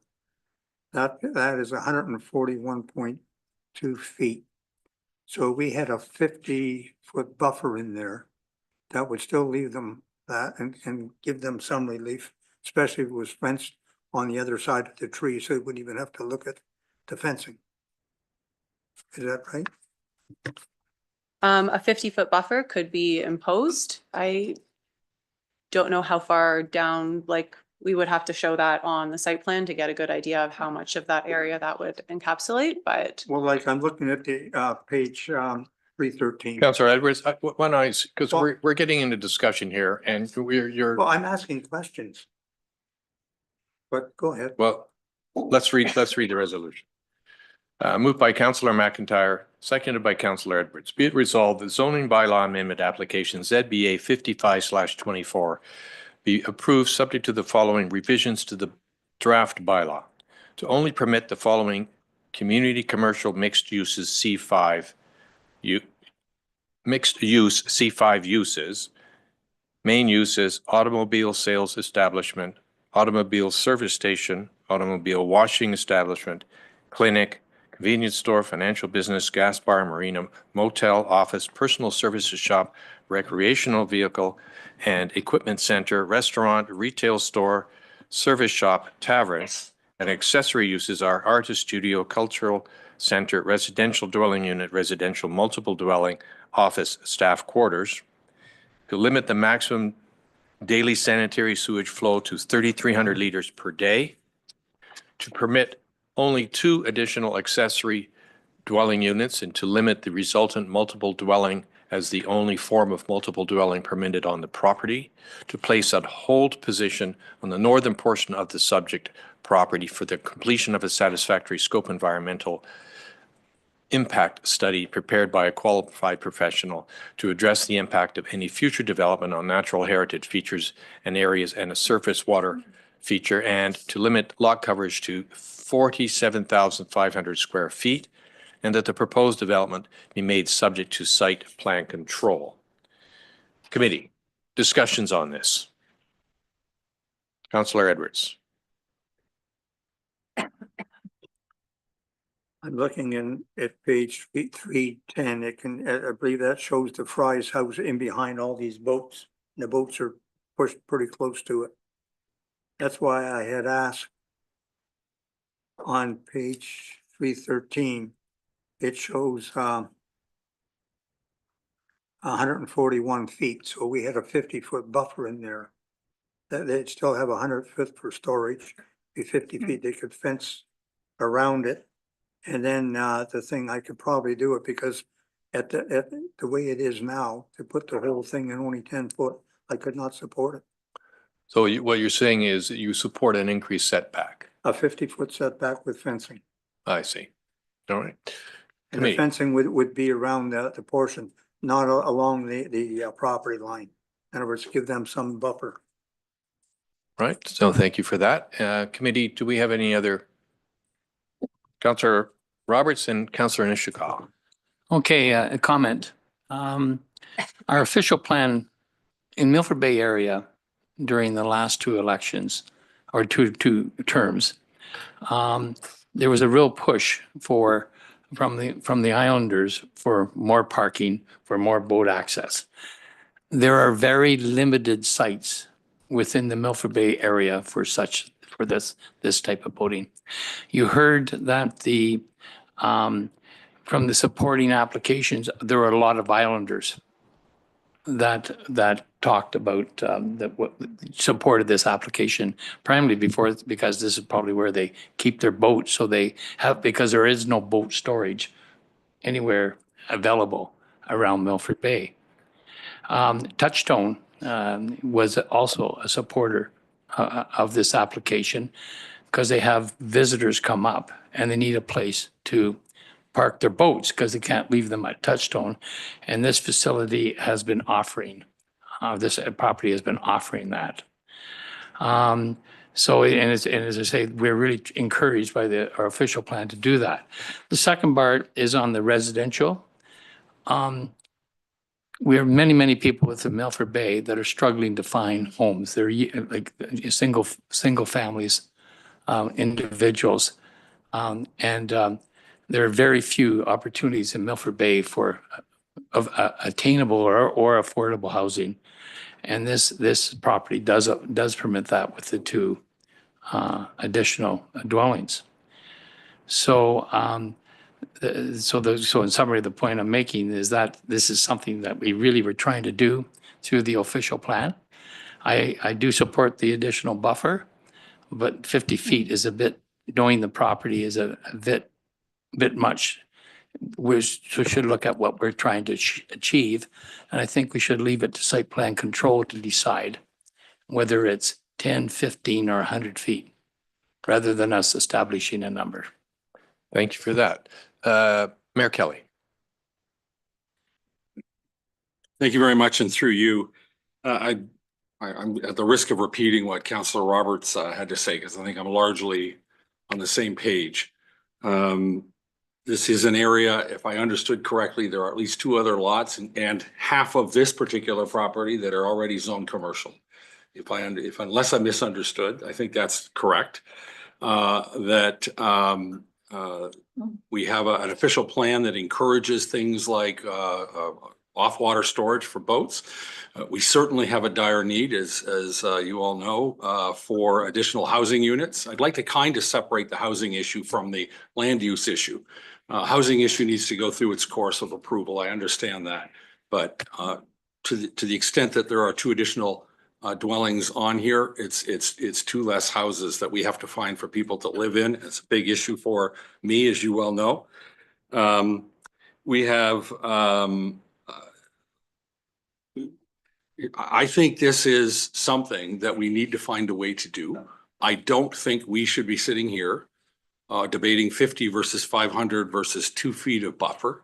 This is something that we have a very skilled staff carefully, always careful to do the right thing when it comes to creating site plan control. And I think I trust them to take this away and do the appropriate thing. I also count on the business operator to, having heard these issues, to consider whatever adjustments he might make to his routines and behaviors to make the neighbors happy. We live in a small community. We need to look out for each other. The biggest issue that we can't help with is the dogs, the cats, the chickens, the roosters, and other barnyard strays that are wandering around. There's bylaw enforcement for that. That's got nothing to do with our planning issues. It's got nothing to do with what we can do to fence them up, hold them in. Loud music, people, I think I understood occupancy possibly in a trailer on site.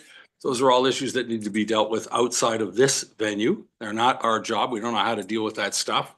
There's bylaw enforcement to the extent that there's an issue with that, and anything. And I'm not exactly sure what I think it was called a landscape buffer is, whether it's berms, whether it's plantings, whether it's combinations thereof. Anything like that to minimize the impact of headlights, the impact of the spotlights or whatever, work lights there are, and minimize the fact that the business next door will be operating and serving customers perhaps into the evening hours. I hope not overnight, but I think we're going to have to just rely on site plan control to do their work and come back with the right plan to protect. That's it. Thank you.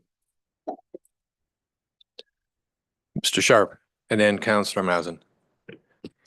Thank you. I appreciate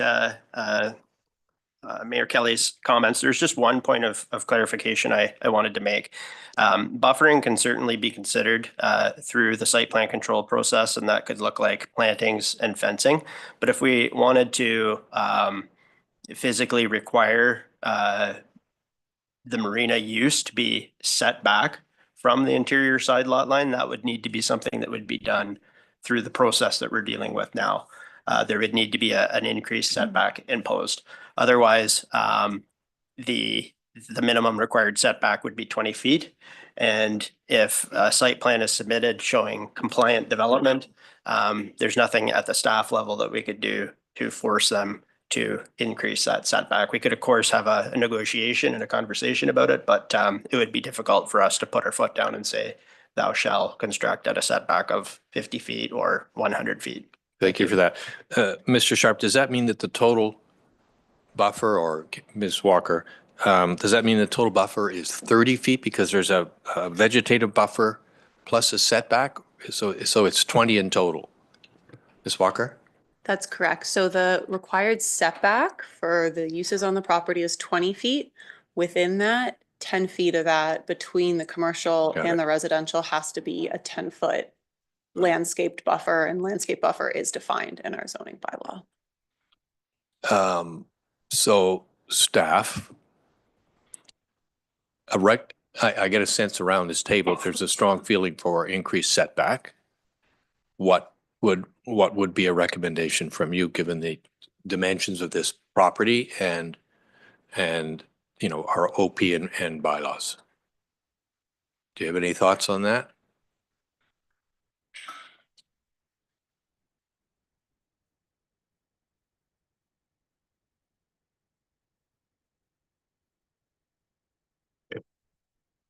I'm hesitant to say exactly at this point because, you know, 100-foot setback, that could take away quite a bit of space for the marina use where it's currently located.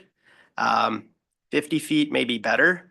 You know, at this point, it may be best to be non-committal and just indicate that an increased setback be required. And when we return to council in a month's time, in the interim, we could discuss with the applicant and Mr. Lloyd and come back with a more concrete answer. Thank you very much. Councillor Mazin. Thank you. And for you, I support that concept. I was struggling myself to say, how can I determine what's the appropriate side yard? But I think the thing that was noted by me is that we had not heard about the impact of this activity on the neighborhood.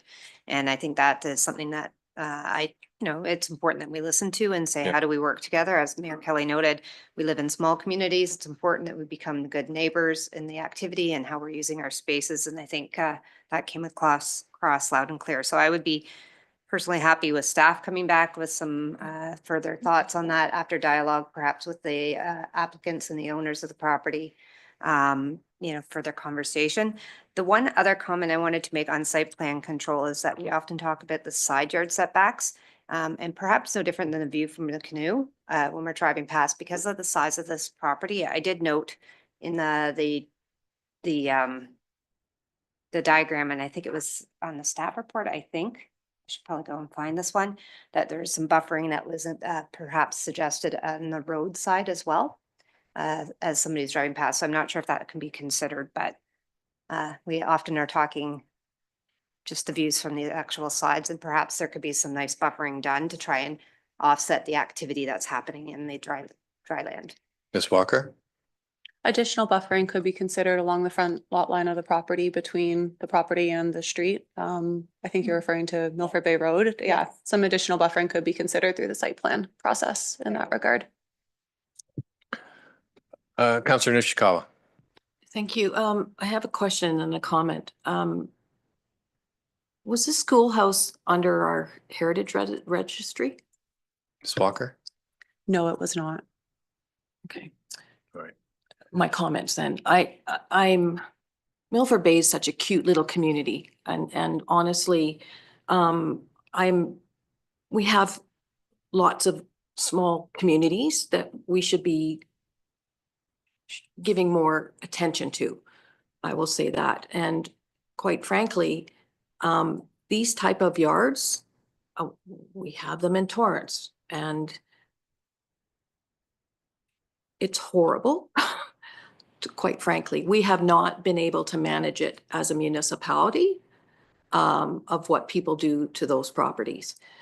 That particular property, that schoolhouse, it shows up in pictures all over the place of this historic building. And so I would hate to see any boats parked in front, for sure.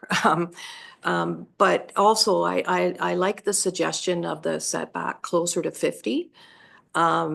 Whatever that looks like.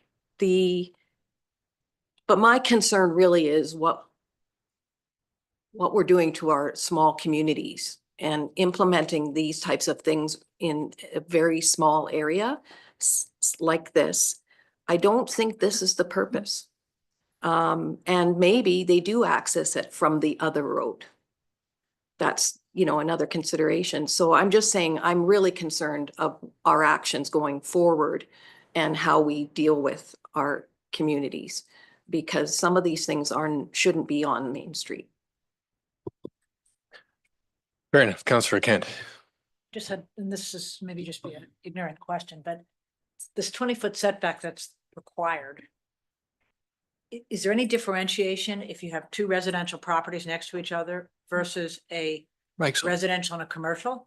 Does that demand a different, or is there nothing in the bylaws or anything that changes that? Because that to me is the issue. Is it residential to residential is one thing, commercial to commercial is one thing, but when you start putting commercial in the middle of a residential area, even if there's another commercial on the other side, I think the bylaws would actually be, it's one of these things that would make sense to have a different setback requirement because you're changing the nature of the neighborhood. So my question is there a difference or not? I just don't know the rules. Ms. Walker? So the setback for the commercial zone is 20 feet. It doesn't change whether it abuts a residential property or a commercial property. The difference is that 10-foot landscape buffer comes into effect where a commercial property abuts a residential property. I hope that answers your question. Mr. Sharp? Thank you. And just to elaborate, because I am involved in the update to the comprehensive zoning bylaw. Through that process, we're looking at implementing the new official plan policies, and some consideration could be given to the setbacks through that process. Can you put that on your list, Mr. Sharp? Yes, I'll add it to my growing list. Yes, good.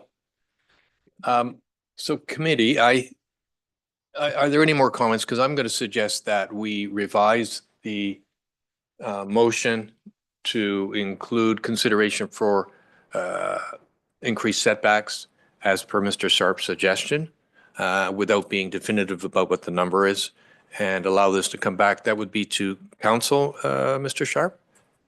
To council, so it doesn't slow things down. So why don't we take the 10-minute break that we did not take half an hour ago, and we'll get that revised and give them 10 minutes, not 20. So instead, they'll be back 11:40. That's 13 minutes. Yes, it stopped working. It exploded, yes. And so we'll be back at 11:40. And please, no further, the resolution has been read, so no further discussion during the break, please.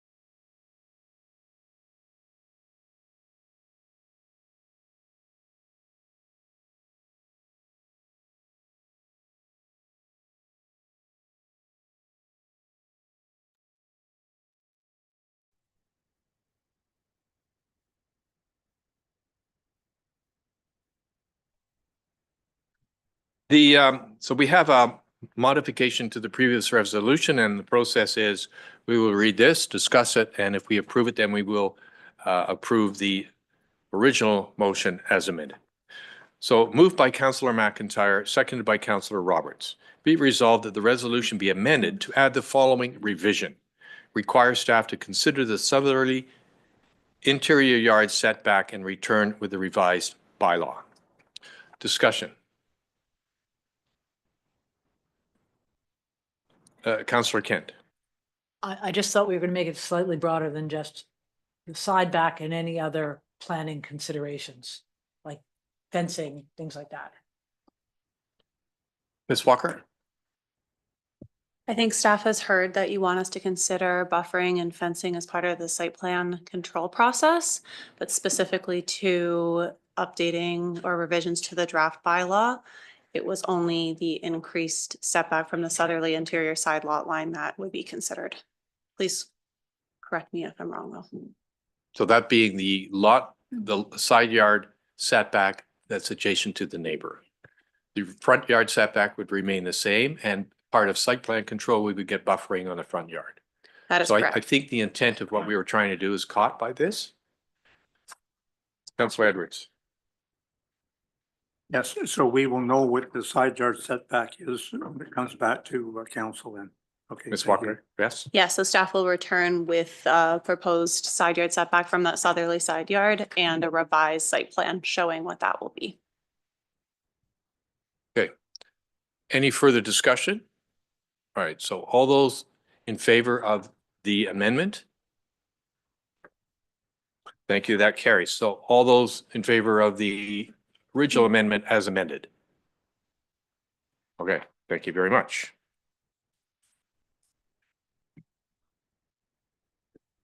Do I sign this one as well? No. No, that's fine. Okay, folks, what's next here? Building reserve report. Yeah, so the next item on the agenda is the Chief Building Officer talking about what he's been doing all year.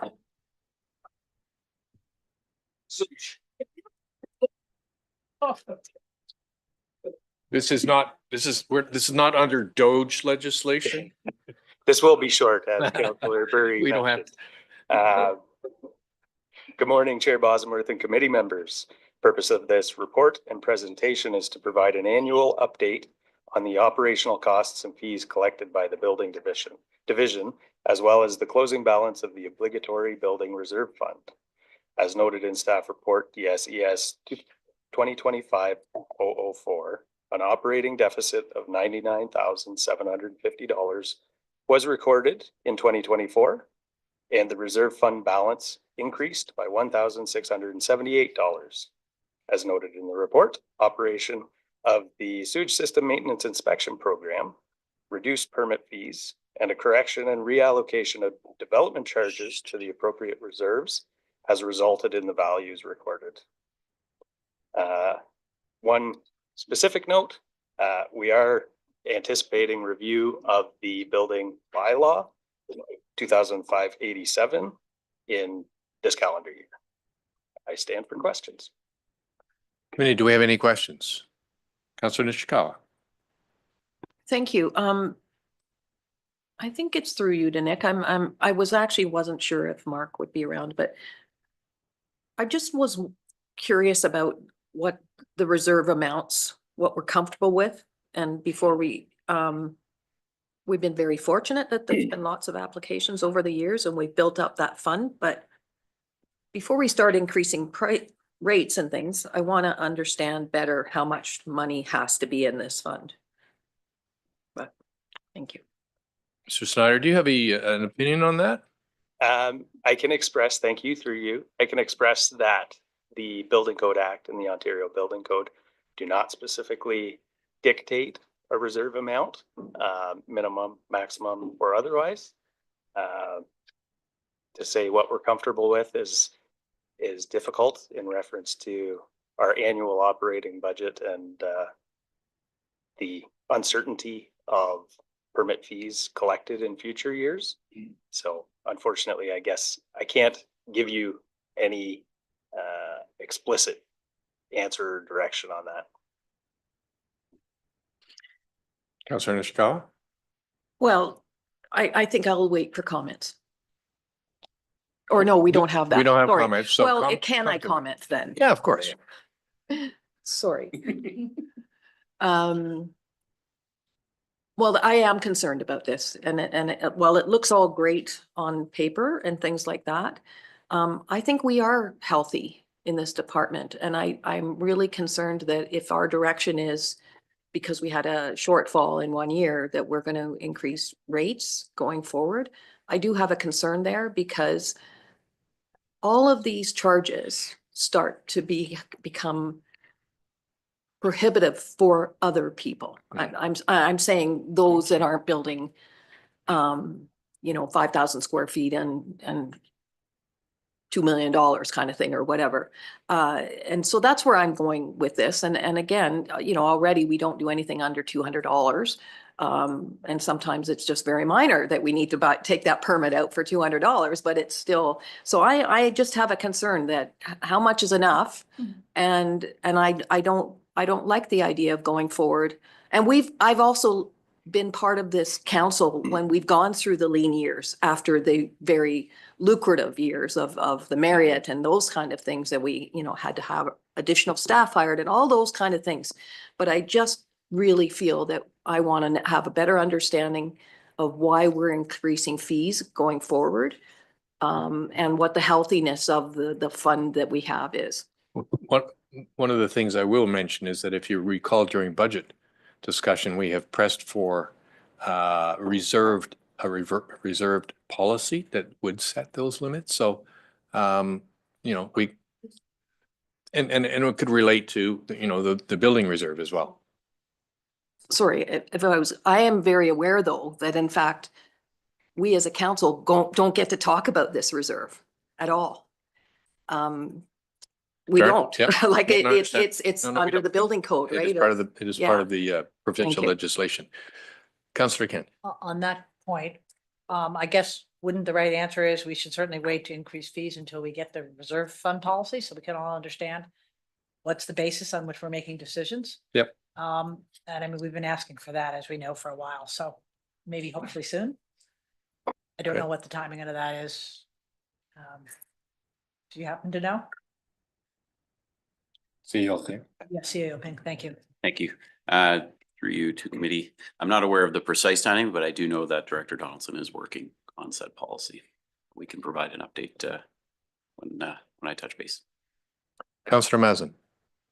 Well, no, thank you. And through you, I feel like now I have two questions. So just continuing along on the reserve, we're talking about how much to come in and how it gets used. I mean, we do have a policy, it's embedded in this report. So just a quick question then from staff, how have we been using this reserve to deliver against the actions that we're able to use it against? And is that even an appropriate question for right now, or is that something to be for a future conversation? Who would like to address that? I'm sorry, I didn't catch the question. It's just a little I quiet. think the question is, It could be a better discussion. I think, but it sparks the idea of there's money coming in, which is noted in this report. There are activities. I just was clicking on the policy that's embedded in this report. We have a policy from 2020. So there's things like purchasing of furniture, increasing storage areas, like there are actions that it would seem. So perhaps it's just a matter of understanding how that reserve is being used today would be an interesting thing. And I'm not sure if that's necessarily a today conversation. It's all right. Director Huff, maybe I think you're just sort of asking for an explanation about what goes into the reserve and what comes out. correct. Like and that's why I'm saying I don't know if it's a today conversation as much as it's a spark. I think we can get a 2 or 3 minute Okay. That was my first explanation question. from I had Director Huff. another question. Sure. Thank you, Chair, through you to Councillor Mazan. So just at a really high level, the intent of the use of reserve fees are for those things that we do that are directly related to issuing building permits. So vehicle purchases, furniture purchases, purchases related to the software that we use to process applications, salaries, et cetera, et cetera. And so it really is intended to be a self-funding operation, and then anything in excess gets put into the reserve to cover those lean years that do happen, that maybe we don't have enough building permits coming in to cover staff. And so you don't become, in a situation where all of a sudden you don't have enough to cover your staff operating costs. And so you lay off in lean years, and then it takes a long time to staff back up. I will just quickly say, what Nick is talking about doing this year, it's a review of building permit fees. So it doesn't mean for certain that fees are going to increase. It's just merely, let's make sure that the operating costs that we're incurring as a department are covered by the fees that we're bringing in. And if there's a need to increase them, then that would be brought back for consideration by committee or council. But if there's not, then we would leave them alone, and we would do another review in a couple more years. Thank you. Councillor Thank Mazin, you. I think you had a second question. Well, I had another question, but thank you. That was actually very helpful. I appreciate that. The second question I had, it's just needing an update or a reminder on our sewage system maintenance program, that there seems to be what I'm reading here is that we have paid our consultants $229,000. We've collected, I guess, the fees. Is that how this works again? I just want confirmation. And there's a gap between these two, so. Mr. Steiner? Thank you, through you. That's correct. And that was always anticipated, that there would be some aspects of the consultant's services provided that wouldn't be directly recoverable. For instance, the information session that's put on coming May 13th this year, the end of year report that they prepare on the total inspection program administered throughout the year, and some other administrative pieces that we fully anticipated would not be fully recovered.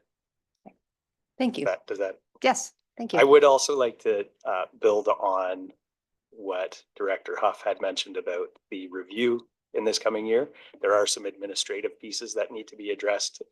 As you can imagine, the changes from paper to cloud permit have resulted in some pieces that need to be adjusted, and we'll be looking at those. It does not imply that there will be fee increases, but throughout the year, we'll be looking at last year, throughout this year, previous years, and considering those things.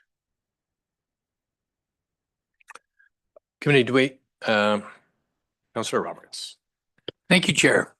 This is a question that I've been wanting to ask since 2018, but was afraid What's to been do holding so. you back? A pleasant person like Jennifer Huff. Sorry. No, I'll get back out of that. When I first started as a counselor, I always had a meeting with the then building inspector, and in no certain terms, it was said, "You counselors stay away from my budget and anything to do with my department." So I stayed at arm's length, but now we raised it. And we're talking about the pieces that come out of the reserve. And this may be shocking, but I just, do we charge, sorry, Nick, buildings rent for the footprint they're in? Councilor or Director Huff? Thank you. That's a really good question. So I know over time, there's a certain portion of the budget that does flow back to the municipality for rent, for utilities, for all of that. So there is an internal flow through from the building department to the rest of the municipality. Very, very quick supplemental. Maybe we should review that to make sure we're getting the right amount of money from our tenant. Thank you. All right. Any more? CEO King. Thank you. Just further to that note, that that's an annual review that the Director of Finance, myself, and Mr. Snyder do on an annual basis. So, yeah. All right. Any more Questions? Seeing none, we have two more items on the agenda, which I do not think we can do in a short period of time. So I suggest we all take a lunch break. Do we want 45 minutes or an hour, committee? What's the consensus? Thank you, Mr. Snyder. And thank you, Mr. Burry, for reminding me. So 45 minutes, so let's call it 1:45. We will resume at 1:45. Everybody fine with that? All right. Yeah. All right, thank you. And we'll see you at 1:45.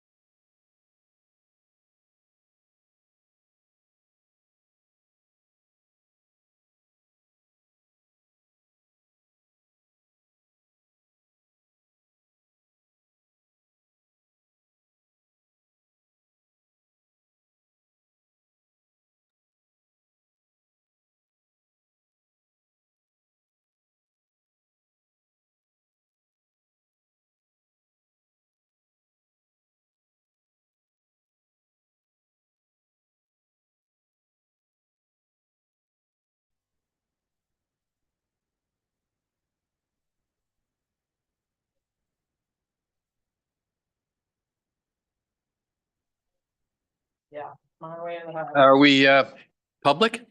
Thank you. All right, good afternoon, everyone.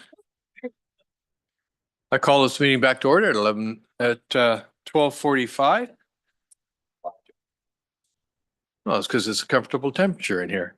And we have a couple of items left. I will note that we are now down to 9 councillors. Councillor Mazan is conflicted on the next topic, and I think is chosen to not return on the final one.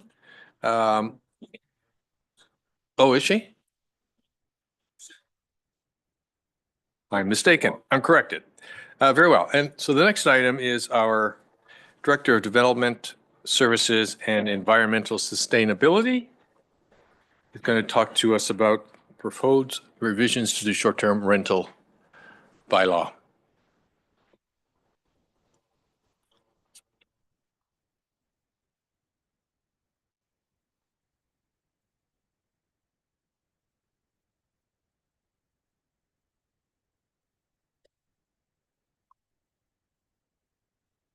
Thank you, Chair. Good afternoon. Before council is a report updating our status of the short-term rental accommodation bylaw. And while staff has made significant headway in preparing for the implementation of this program, and that work is outlined in the report, we are still a few months away from having an application portal that is available online and ready for the public to use to apply for license. In light of these delays, and as we know, bookings for the upcoming cottage season are well underway, staff are proposing a few amendments to the bylaw to allow for a longer transition period of time in that bylaw. In addition, staff are also proposing some amendments to clarify some of the sections of the bylaw, as well as some technical and housekeeping amendments to make the bylaw easier to follow and implement. As well, I would note that the short-term rental bylaw amendments also include the amendments that staff directed in reference to the establishment of an appeals committee. So those are also embedded into the draft bylaw as well. So these amendments have been appended to the report. So there's both a red line version of the bylaw and a clean version of the bylaw that council and the public can review. So the staff report is asking committee to consider approving those amendments, as well as to review the amendments afterwards with the municipal lawyer before they are finalized and brought back to council for final consideration. And we also want to note that we know that there's an incredible interest in the status of this program out there amongst the public. And so it would be staff's intention that once we receive direction from council as to whether to proceed with the amendments, we would start communicating a delay to the program. If that was council's direction, we would start those communications right away in a variety of means and use our communication strategists to assist us in that program. And then finally, I would just note that due to the delayed start of the program, staff are anticipating that there will be an impact to the budget related items for STRAs, and are therefore pausing the purchase of a vehicle to support the program in an effort to reduce the expenses, as well as considering reducing the number of seasonal bylaw hires. That being said, we don't expect that complaints are going to be reduced this season. And so staff have also, I'll go back. Excuse me.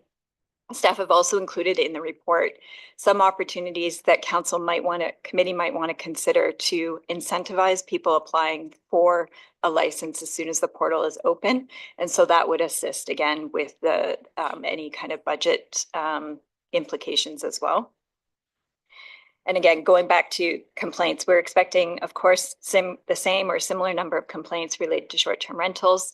And so, you know, staff are cognizant that if we were able to still proceed with hiring of one seasonal staff rather than 2, that would help us respond to those complaints timely. We still are able to implement and enforce the bylaws that we have in place today, whether it be dark sky or noise bylaws or et cetera, et cetera. And so we would certainly be able to enforce under the full extent of the bylaw those existing provisions. Excuse me.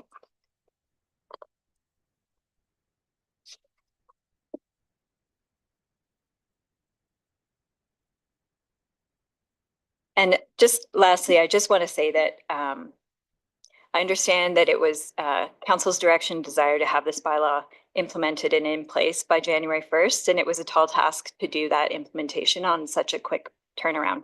But I can say that, you know, staff have been fully dedicated to doing everything they can to get this program implemented as quickly as we can. I know that the chief building officer has devoted much of her time to assisting with the implementation, as well as our licensing officer, which has recently been hired, has been dedicated to doing everything that we possibly can do to get this program up and running as quickly as possible. What I think is first and foremost in our minds is to make sure that the application process itself doesn't become a hindrance to the participation in the program. We want an application process that is very streamlined, easy to negotiate from a client and resident perspective, as well as being able to be easily administered on the back end of the program as well. And so that's really our primary focus at this point in time, and for some of the reasons for delay relating to the technology and making sure that that process is as streamlined as possible. So I can get into the specifics about the amendments if council wishes during question period. So I'm happy to answer any of those kinds of questions or anything else, but I think I'll leave it there at this point in time with a high level overview and then open it up for questions and comments. Director Huff, perhaps you could just highlight the key milestones as they are proposed, and obviously that implies how they have changed from what we were thinking. Sure. So some of the key changes, the first one being for the transition policies. So currently the existing bylaw gives existing operators until July 1st to make an application and require all new operators to actually have a license before they can operate. What we are proposing is that we would extend this transition policy so that all operators would have until the end of the year to apply for a license. So that's the first change. The other change would be that the existing bylaw makes reference to the summer rental restrictions. So that's the requirement for a 1 week that operators are required to not rent for 1 week in June, July, and August, as well as they can't have more than one rental party every 6 nights, sorry. So we're proposing that that doesn't come into effect until May of next year. And that's, you know, recognizing that many of these rentals were in place even before the bylaw came into effect last year, let alone their bookings are well underway or starting to be underway for next year. So that's the key transition policies. And then in terms of, there's two key technical amendments that are being proposed. One, again, has to do with the rental restrictions in section 3.4. What staff are realizing is that there's a lot of misconceptions that the bylaw actually requires accommodation stays to be a minimum of 6 nights. And that's not the case. The bylaw doesn't say that, but it seems that the way that it's written, it's becoming misconstrued in the public. And so what we want to do is simply clarify. We don't intend on changing the intent of that provision, but simply work with our lawyer to come up with some better language so that it's more easily understood by the public. So that's the first technical amendment. The other amendment that I've called technical in nature has to do with occupancy.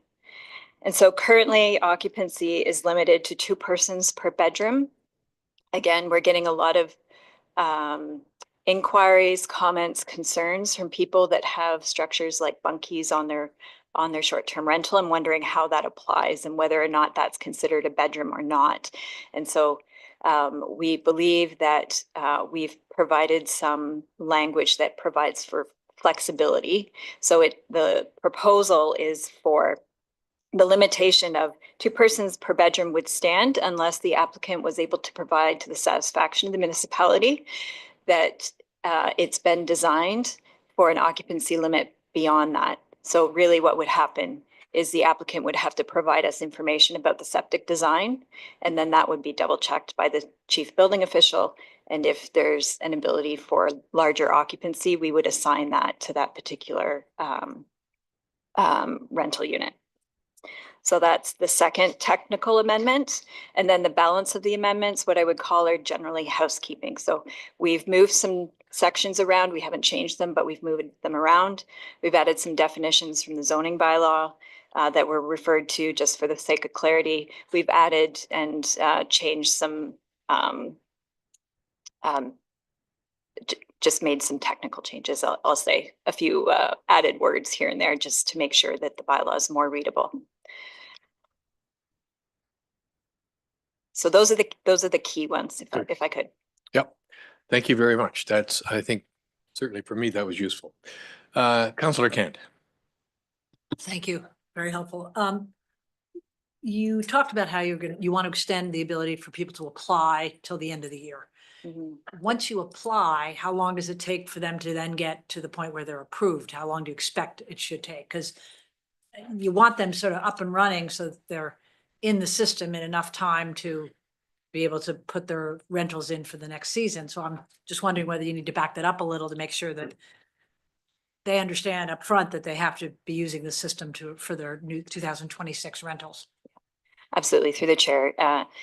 It's a good question, Councillor. Obviously, we haven't started the program yet, so we don't know. But what we do know is we have made a concerted effort to make sure that at the time that the portal opens, we have let the public know since January, these are all the application requirements that you need to prepare to submit. And so we've also talked about those at a webinar as well and made it very clear what the expectations are when that portal opens up. So we're hopeful that we'll get some fairly complete packages. And I know that the licensing officer is having a lot of conversations with people even now, reviewing things, talking about what the application should and shouldn't look like. We've also talked at length between the departments to define and structure the review process. So as soon as we get applications, we know how to go about the review process and commenting. So we're really hopeful that, it could be, applications turned around in say 2 weeks, could be a little bit longer. But of course, if the applications aren't complete, then there'll be some review back and forth. And so that's on December 15th. Yeah. So, and again, it's the intent of the transition policies is that they just have to have the application in by that point in time. There's also a possibility that we could be issuing conditional permits depending on the nature of the deficiencies to give people a little bit more information about what they need to do, but provide them some certainty that they can operate for a period of time. So that's also something we're considering. Can I say one more follow-up? Yep. And the May date, I find that the way you said it confusing. And when I read it, it was a little confusing. Everyone will know that any rent, it may not come into effect until May, but that means that all rentals for the 26th season are affected by the restrictions. Correct. Yes, absolutely. That will be important to the communications. Yeah. Okay. Thank you. Councillor Zavitz, and then Mayor Kelly. Thank you, and through you to the director. So I have two questions, if I might. So I guess my first one, Jennifer, the report's got your name all over it. You've been living this, and I guess I'm looking at the refinement piece too. I think where you now have this, where you bring it in front of us.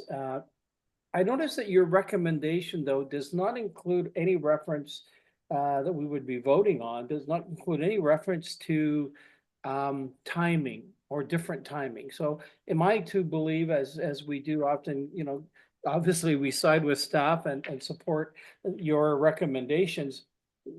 You're not recommending any massaging of the time frame that was established back in, I don't know, October or September, when this thing was passed and promised to come forward as the January 125 piece.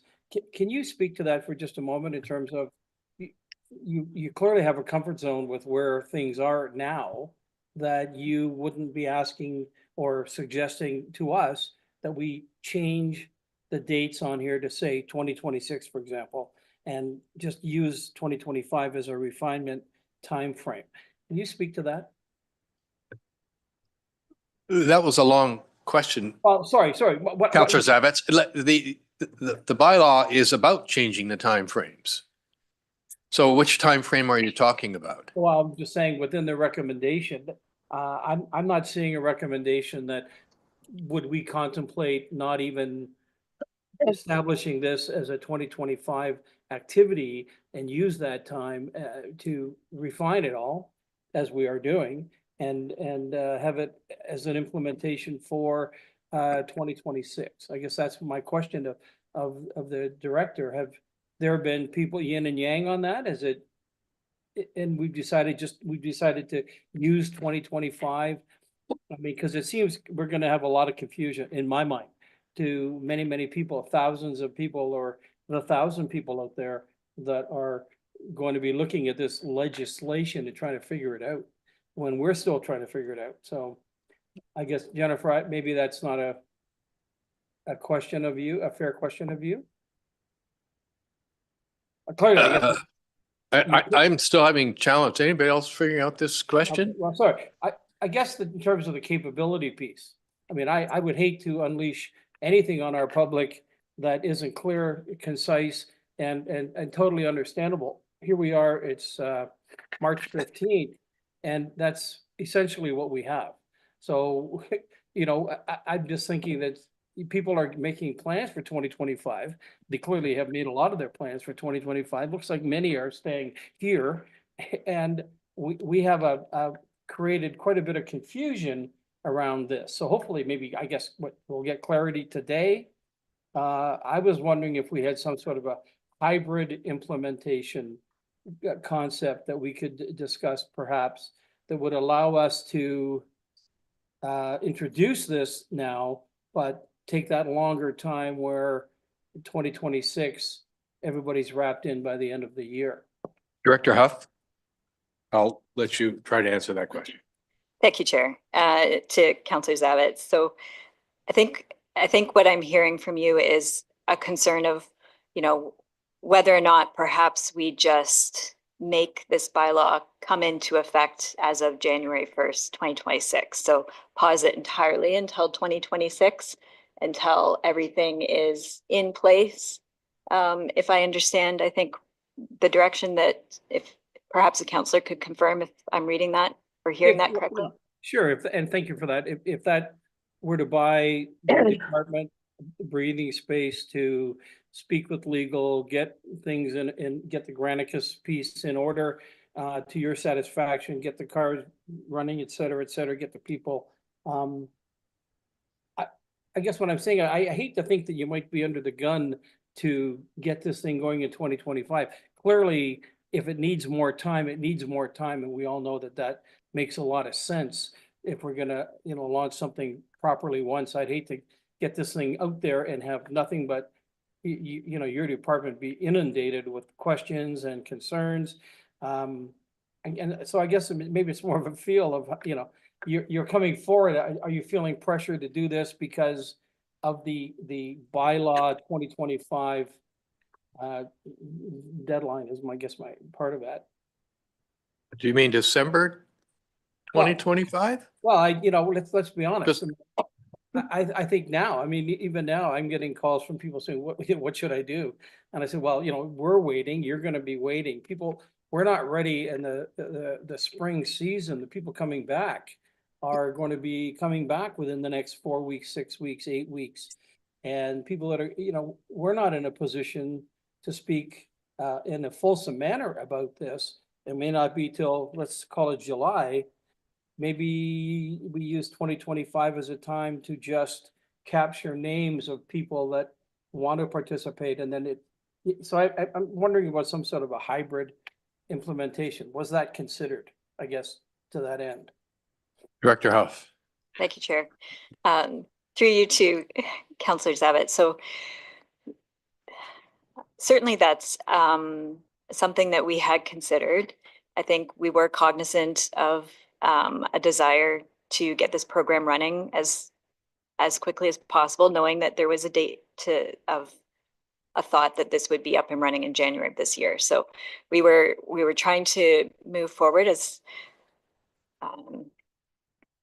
as quickly but carefully as possible to make sure that the program that we can bring forward and implement is one that we're all confident in. So I think certainly I'm feeling much better about where we are compared to maybe where we were a few months ago. It certainly is at committee and council's discretion. If there's interest in staff considering some sort of hybrid or a further delay to the implementation, I mean, that would provide some additional time for staff to bring back a full program and have it ready to go. I would be happy to hear committee's comments on that. Mayor Kelly. Thank you, and through you, and specifically on this issue. Unless I'm now confused about whether we're pushing things back or not, but I believe the way I'm reading this, the way the original bylaw was drafted, it automatically basically came into effect January the 1st. And what we're doing is working within about 4 or 5 defined terms inside that document that's already live to readjust the dates into the future. So applications which had to be in by July 1st, the way the draft is currently, not the draft, the way that the bylaw is currently in place, has been pushed out 6 months to December 31. We bought essentially 6 months to do the kind of work that I think Councillor Zavitz is hoping we will do. And that the restrictions that are unique to short-term rentals, the number of beds, heads in beds, and those other issues, no longer come into force or effect for the summer of 25. The proposal is, if we adopt this amendment, that they come into effect, I think it's May 31st or whenever, this May 1st of 2026. So to me, we've pushed it out, in that case, almost a full year. In the case of the requirement to have an application completed, we pushed it out a half a year, simply to accommodate exactly the issues, Councillor Zavitz, that you were raising. And I gather in your suggestion maybe that that's not enough, or that we should push it out longer. I mean, I'm comfortable. I'm absolutely desirous that we hit those marks and don't have to push it back further. But I mean, from my perspective, and I guess everybody needs to comment on this, as much as I dislike putting this back, we understand the circumstances. The technology largely is working against us right now. It's going to take longer to get it up to the point where we can make it useful. And we've essentially allowed 6 months for that to happen. I assume we have a plan, a communication plan, to let everybody know who's eager to jump on this, that they now have no longer than July 1st. They have till December 31st. And that the other issues around how and when and how often and how long they have to make rentals happen also don't apply till summer 26, and they need to gear their bookings accordingly. It's kind of too late to tell them now that they can't have, more or fewer, whatever the requirements are, have to apply to a year when they've already been making bookings 12 months ago. So unless there's a need, or someone perceives a need to push it out even further, if Director Hoffman and the team that have worked on this are comfortable that they can hit these marks, then I think we should be comfortable approving this. Right? Committee, any other questions? I just realized that Mayor's comments were in a question, but anyway. His responding, you said get everybody answered. Right. Councillor Roberts. Thank you, Chair, and through you. I last week when I got the agenda, I did send out to many on my short-term rental distribution list, just the fact that we were going to be discussing this with a link to this report. And I did receive back a lot of comments. So I've taken out of that about 3 or 4 questions that constituents have asked. Thank you. So given that the application will not be ready in 2025, what activities will be done to ensure that the program will run smoothly once the application is ready to be to the public? So we know that we're working with the vendor for this, but what kind of tests are you setting up? What kind of scenarios and test cases? You know, once we get back, or we've got a decision, or will you be doing to make sure that there's every scenario is tested? Director Huff? Thank you, Chair. So the timelines that are mentioned in the report, the 4 to 6 months, actually includes 2 months of testing period for the product once we get a version of it up and running. So that's 2 months of testing. Some more questions? Yeah, some more questions. So, and I've carved them down since I've been listening to the presentation.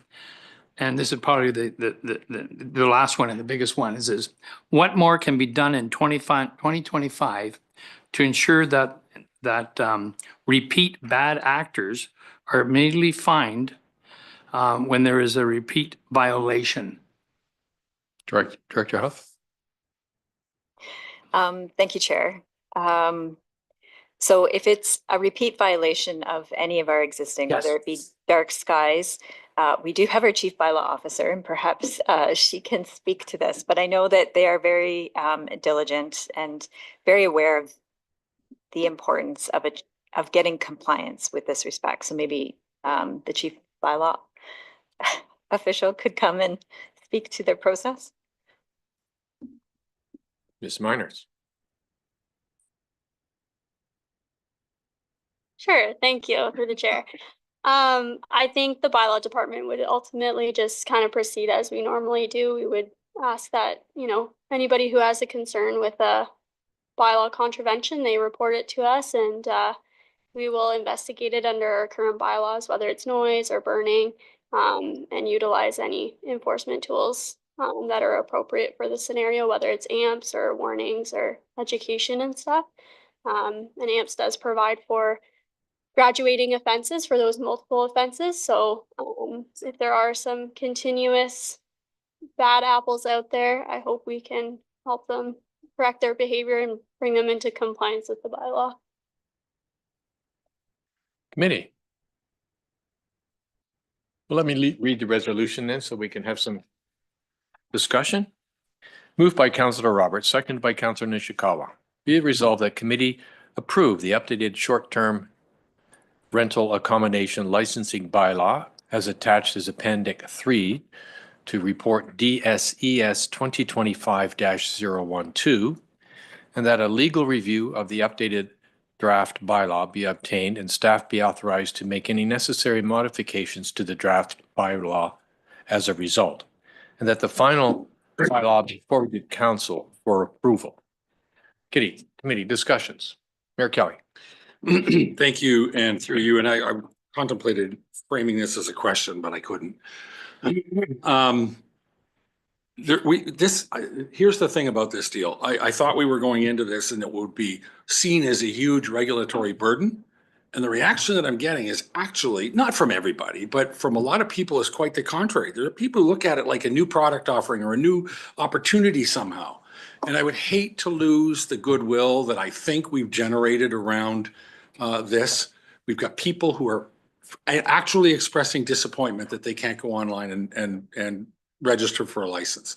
So this is the question. What do we do in the interim to try to maintain the sense of, I will overstate it, enthusiasm for this among the constituents? What do we do to maintain the level of awareness around what obligations this will create? How do we start today, even though we are going to be a long time before we can invite application, making anybody aware that this time next year, if you're operating a short-term rental opportunity or a business, you're going to have to tailor your clientele, or you're going to have to work your business a little bit differently to comply with the regulations.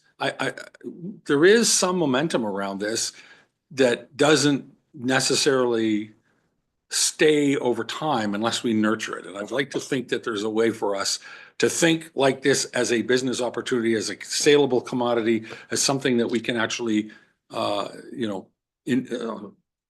promote within the community, so that we don't lose whatever goodwill we've created among. There are actually short-term rental operators who actually love this. They think it levels the playing field. It reduces the stress. I had one express a comment that I no longer feel stressed that I have to do the kinds of things that some of my competitors are doing. So I don't want to lose that. I think, you know, I don't want that to get lost in the 6 months.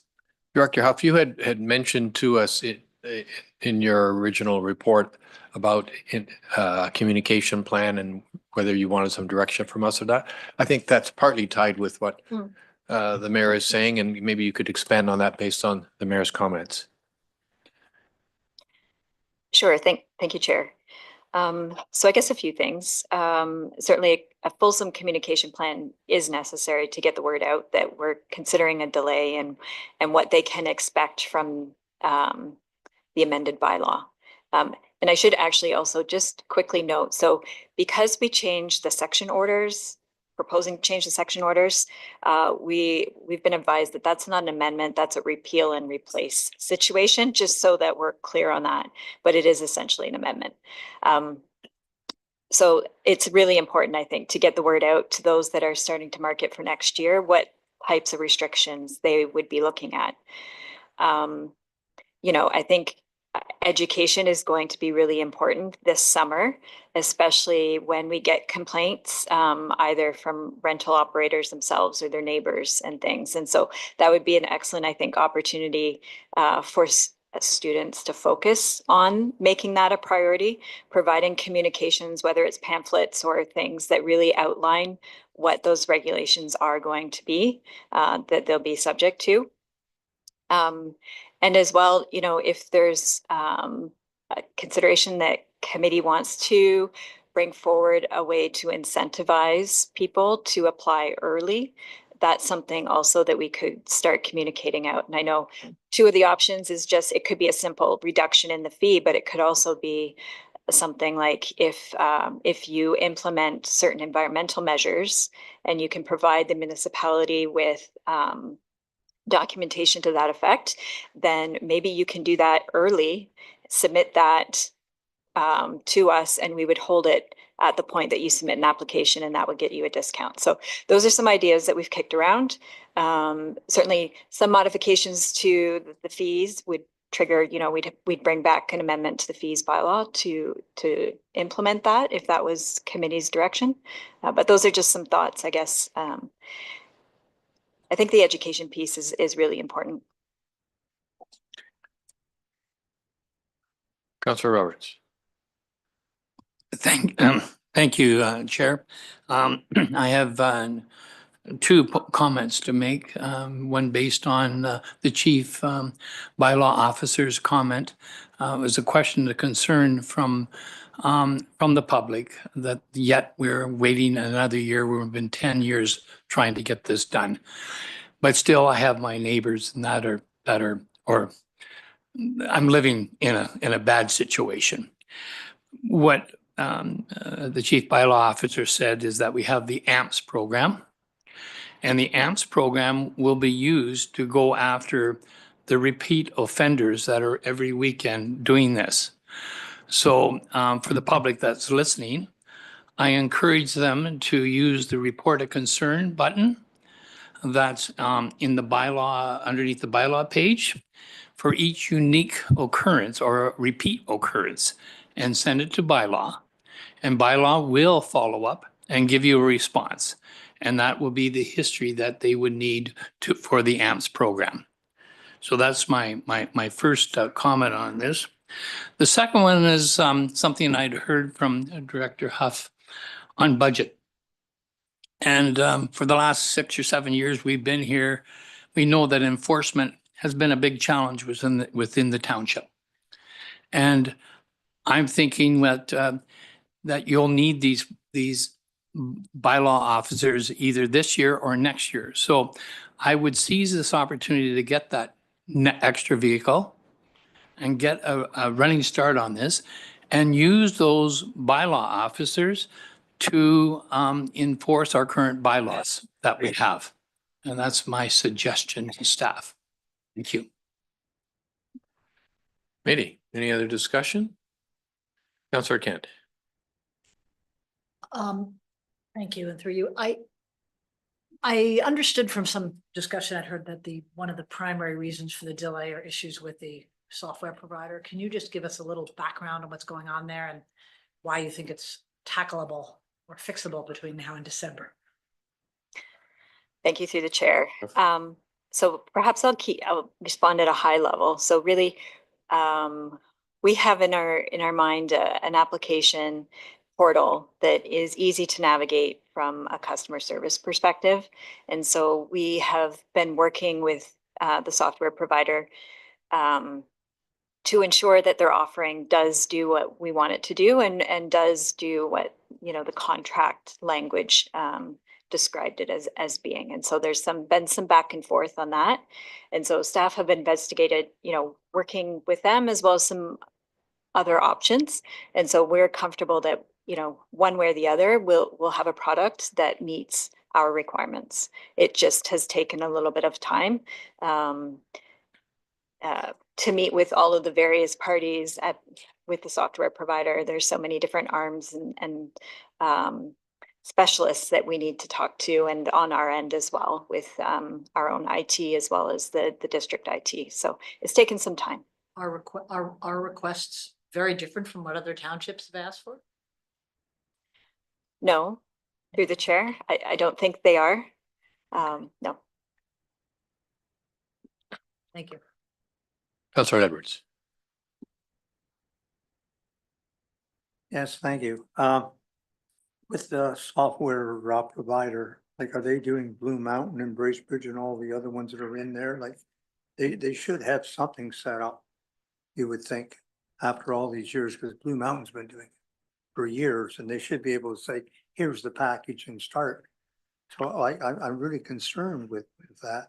Are there other providers providing other municipalities with this that might be better? Director Huff.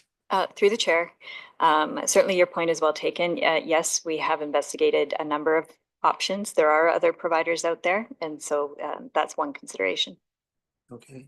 And secondly, if we offered a discount to get people to sign up now, would that help? In other words, come up with something that maybe it's not online, but they could come in and register.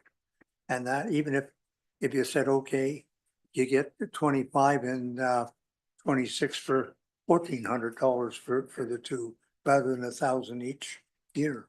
Like to get people, as the mayor had said, like there's people who want to get on this, that would help. Then we could get the bylaw, and we could also get the vehicle. Director Huff. Thank you, Chair.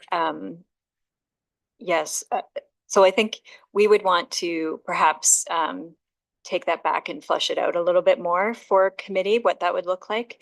I think it's just the challenge of how do we track that and align that with whatever online application portal we have. And so we'll have to give that some thought as to how we'll make that work. But certainly I think it's doable and something we can bring back to committee or council. Director Huff, could you give us some of the ideas you have about the communication plan? Sure. Thank you, Chair. So of course we would work with communication specialists. They have a variety of tools, and it would include information on the Engage Muskoka page, which then gets to anybody who has ever registered for any information related to this program for the last couple of years would get instant notification of that program, as well just the general email blasts, social media blasts. At the next tax newsletter, we would include a communication piece, and we probably have some printables as well. And then just we'd have opportunities to do, and I don't want to commit ourselves at this point in time, but perhaps some education material that can be made available, more education material available online. We have done some webinars. The information presented on the webinars would be out of date. And so we would have to replace those with some sort of educational videos or material just to advise on the new regulations. And so, hopefully to get it out as broadly as what we possibly can to those that have an interest. Committee, there have been some suggestions that we might want to put in incentives. I don't see everybody jumping up and down saying that's a good idea, but let me give some thought. Some financial incentives? Mayor Kelly? Thank you. I'm certainly not going to propose anything specific, but I mean, if that comes back in the form of a report suggestion for moving this forward, I think we should be open to stuff like that. Very well.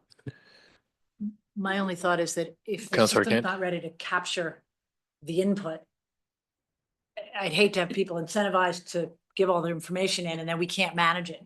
Do you know what I mean? Like the system's going to be ready, we know, hopefully by December. I think that's why we need a report. So that would be the risk. Yeah. Yeah. So let me just ask generally if with a nod ahead, we would like staff to give some further consideration to that with some chance that it would actually go in. We don't want to sit down, do all the work and then say, second thought, we don't think it's a good idea. So do I generally get a sense around the table? Let me show of thumbs or not on that. 1, 2, 3, 4, 5. Okay, moderate support. Do we need to, staff, do you feel you need a resolution to do that?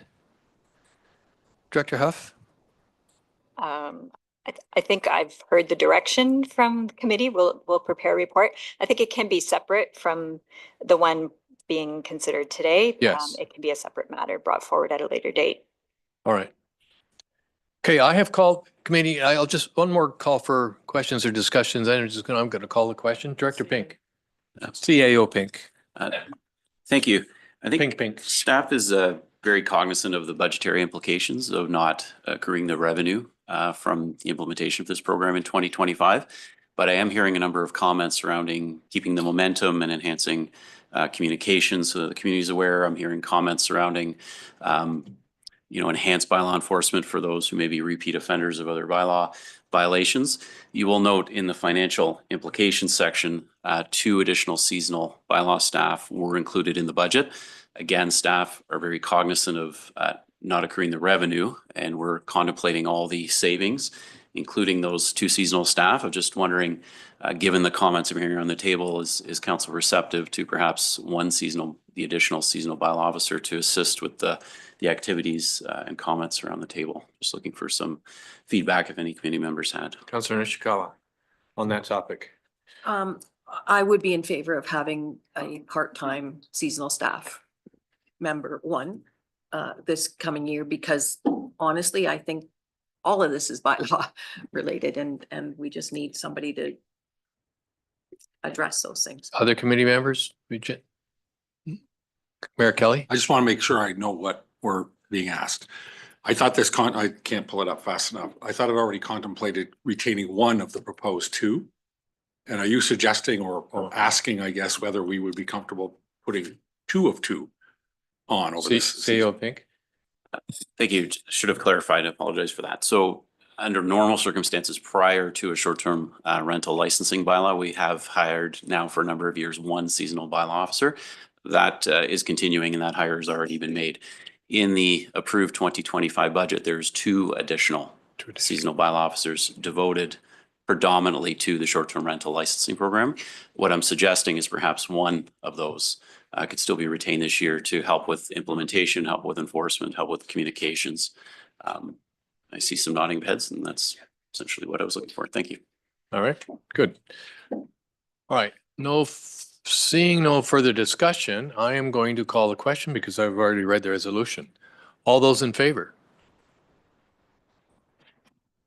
Thank you very much. That carries.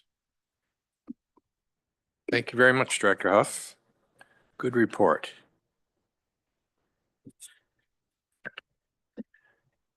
I just have to text. We are on to, I think it's the last item of significance. That is report B23/23ML, which is the Middleton case that we have seen before. And Ms. Crowder, welcome back. Thank you, Chair. Should I wait for Councillor Mazan or? Yes, I think we should. We'll give her.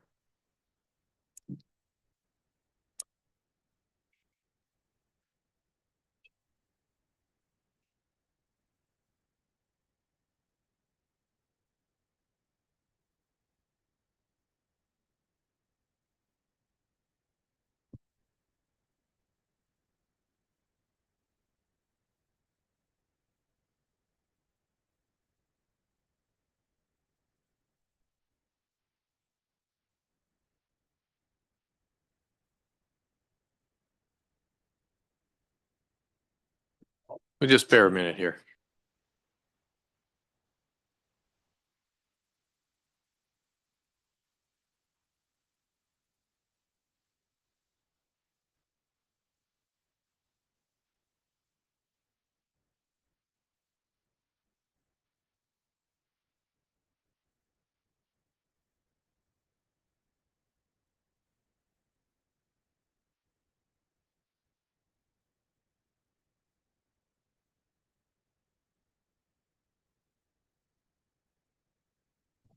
She's on her way.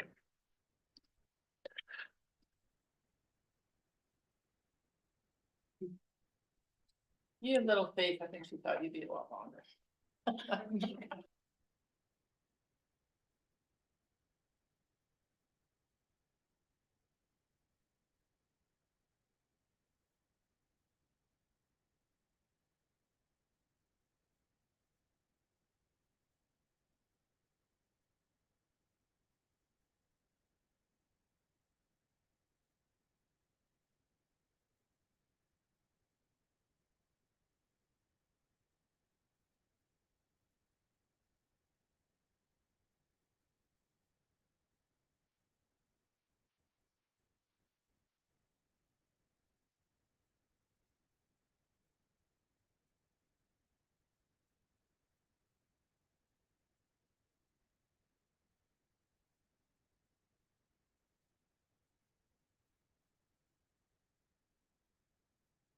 Right. Councillor Mazin has returned. Okay, Ms. Crowder. thank you, Chair Bosenworth. And hello, members of Planning Committee. You'll notice the date on the slide is wrong. And that's indicative of the fact that we heard these applications last month. So yeah, these applications are returning today, and they are concurrent applications B2323 ML, B010225 ML, and zoning bylaw amendment application ZBA 3124 in the name of 439592 Ontario Inc. The subject lands do not have a municipally assigned address. These lands front onto Ricketts Lake. I would direct committee's attention to the submitted consent sketch on page 460 of the agenda package. The purpose and effect of the consent applications is to create one new waterfront residential lot on Ricketts Lake and to grant rights of way over the retained and severed lots in favor of each. The retained and severed lots are currently vacant and are intended to be developed for waterfront residential purposes in the future. I would direct committee's attention to the submitted zoning sketch on page 461 of the agenda package. The purpose and effect of the zoning bylaw amendment application is to implement the recommendations of the scoped ecological site assessment and noise and vibration impact study. This includes requiring a setback of 279 feet or 85 meters from the abutting Canadian National Railway and rezoning an identified wetland and surrounding buffer from waterfront residential WR1 to environmental protection EP1. The scoped EIS also identifies an intermittent watercourse bisecting the retained lot and recommends a 49-foot or 15-meter setback for development to be maintained from this natural feature. A revised sketch has been submitted to illustrate this feature and to capture the required setback through zoning. The revised sketch is displayed, next slide please, is now displayed on the screen, which shows this watercourse. You'll notice that the majority of this feature and its recommended setback lie within the recommended setback for development from the abutting railway. The scoped ESA further recommends that a 30-meter or 98-foot buffer be required for development from Ricketts Lake, with the exception of shoreline structures and minor accessory structures. Next slide, please. As committee may recall, these applications were originally heard by Planning Committee on February 13th, 2025. The applications were deferred for staff to undertake a review and analysis of submissions received in response to the applications. No further comments have been received since the time the applications were presented to committee last month. Next slide, please. It is important to note that the endeavor to purchase a portion of the abutting township lands for the purpose of obtaining access from Buckeye Road is a separate process and shall be dealt with separately from the applications before you. As committee will likely recall, a resolution was passed by council on November 13th, 2024, that this disposition of a portion of the lands be confirmed and acted upon. However, a bylaw to finalize this has not yet been passed. Given that all of the public comments received, except for the letter of support from the abutting property owner, were in relation to the proposed access off of Buckeye Road, staff feel it's important to clarify that these processes are separate. Further, staff would note that the applicant has received approval from CN Railway to construct a private crossing across the railway to access the lands. However, this process would be very costly and Buckeye Road would still be traveled for this alternative access. Staff from the Township's Operational Services Department have conducted a site visit and determined the most appropriate location for an entrance off Buckeye Road. Operational Services has not stated any concerns with the proposed access. Committee may recall that last month they requested that staff gain clarity from the Township's Operational Services Department regarding whether or not the creation of one new lot and an associated entrance onto Buckeye Road will result in unacceptable impacts to the roadway. Planning staff have received confirmation from the Director of Operational Services that the proposed entrance with potentially 2 households will not meaningfully affect traffic on the roadway. The director is in attendance today to answer any questions in this regard. Next slide, please.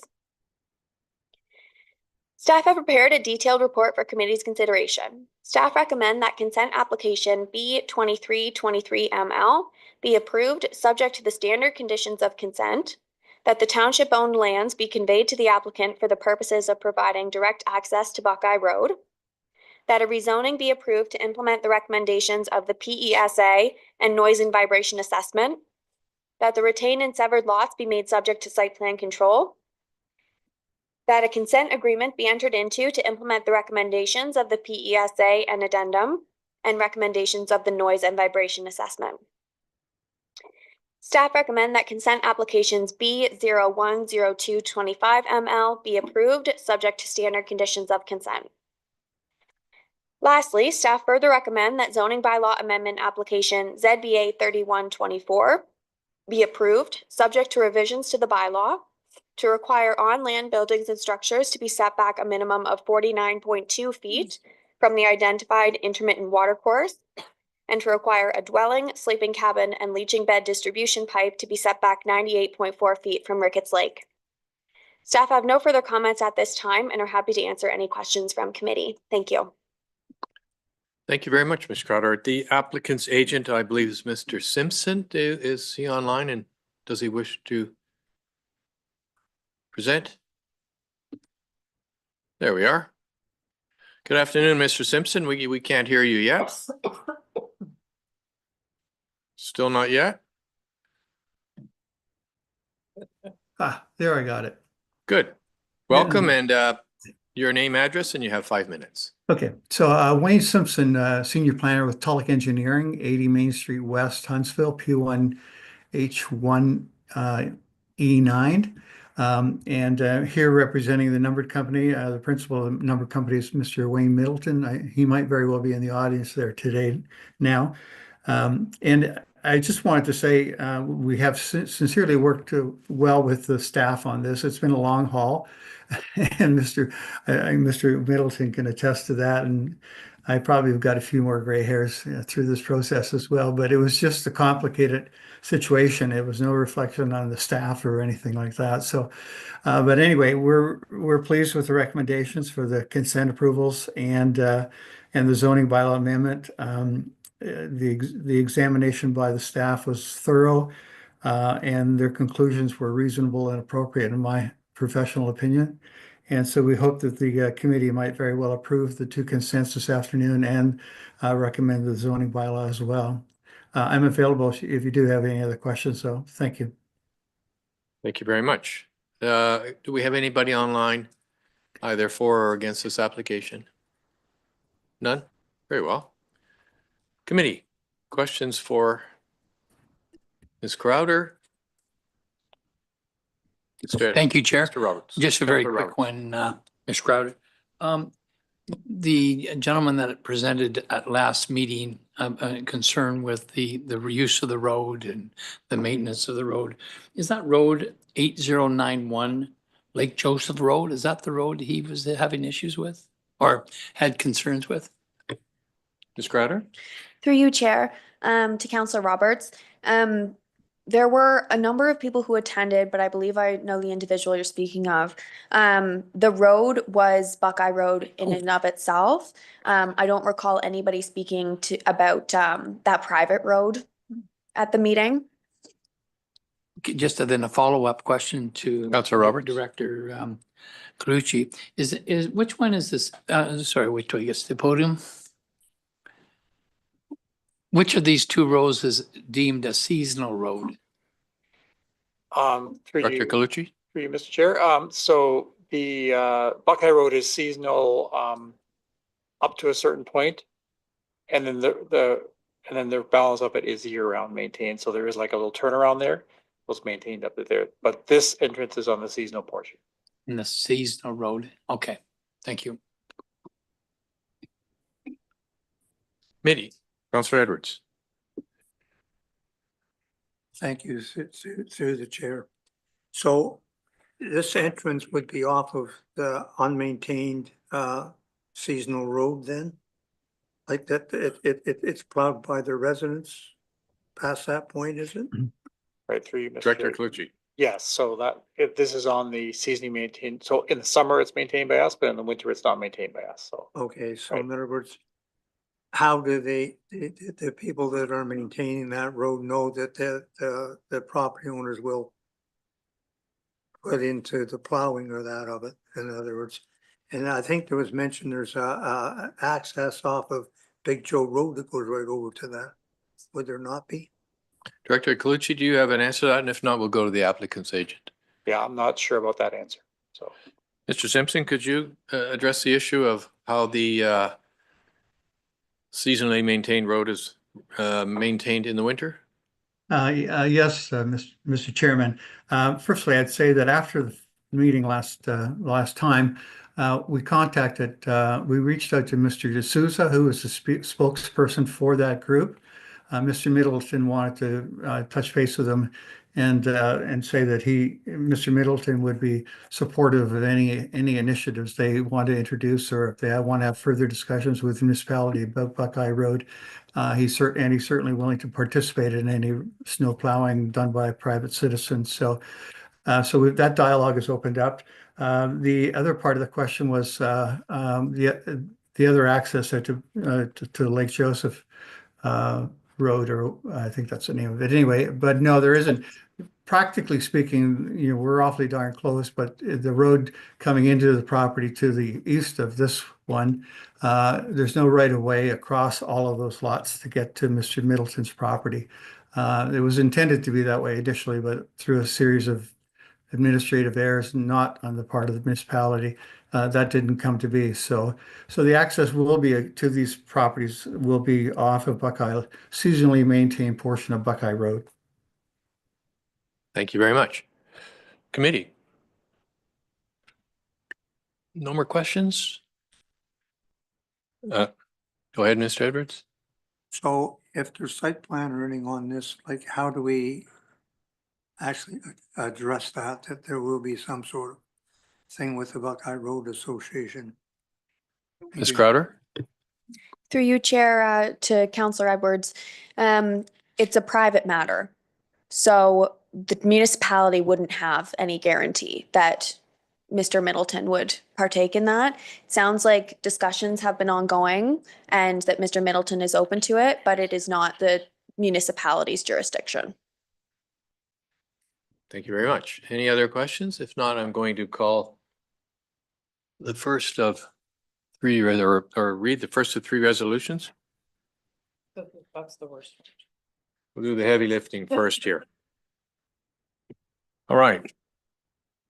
Moved by Councillor Zavitz, seconded by Councillor Mazin. Be it resolved that consent application B2323 for 439592 Ontario Inc. be approved subject to the following conditions.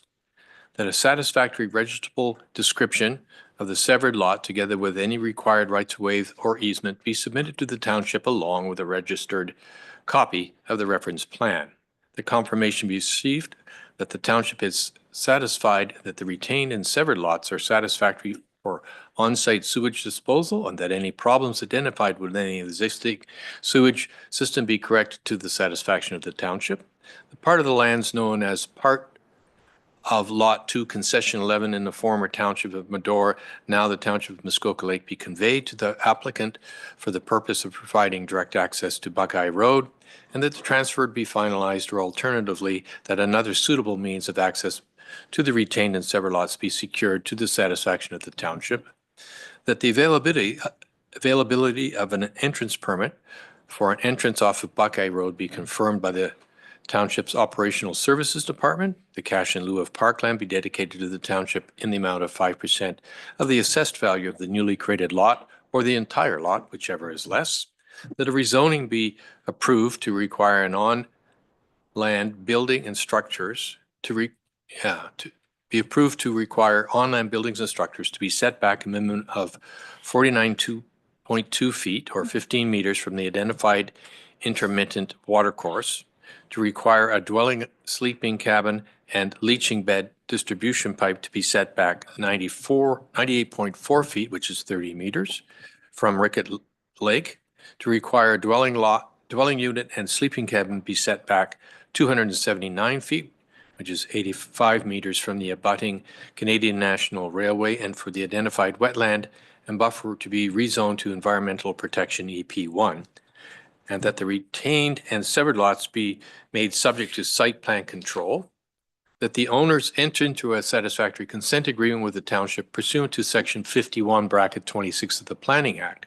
Said agreement shall be registered against the title of the lands and contain provisions to the satisfaction of the township whereby the owners agree to implement the recommendations of the PESA and addendum, including recommended timing window for tree clearing. Exterior glazing assemblies must achieve ratings of at least STC-35 and the exterior walls must be rated STC-49 or higher. And central air conditioning is required to be installed prior to the occupancy for all future dwellings. Committee, any discussions, debate on that? And I will call the question. All those in favor? That carries. Any opposed? No. Opposed? One.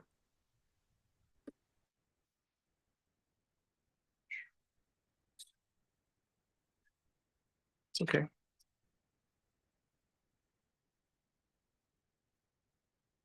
The next resolution is moved by Councillor Burry, seconded by Councillor Edwards. Be it resolved that consent application B-01/02/25ML for the same company be approved subject to the following conditions: that a satisfactory registrable description of each severed lot right-of-way be submitted to the township along with a registered copy of the reference plan, and that confirmation received that the township is satisfied that the retained and severed lots are satisfactory for on-site sewage disposal, and that any problems identified with any existing sewage systems be corrected to the satisfaction of the township.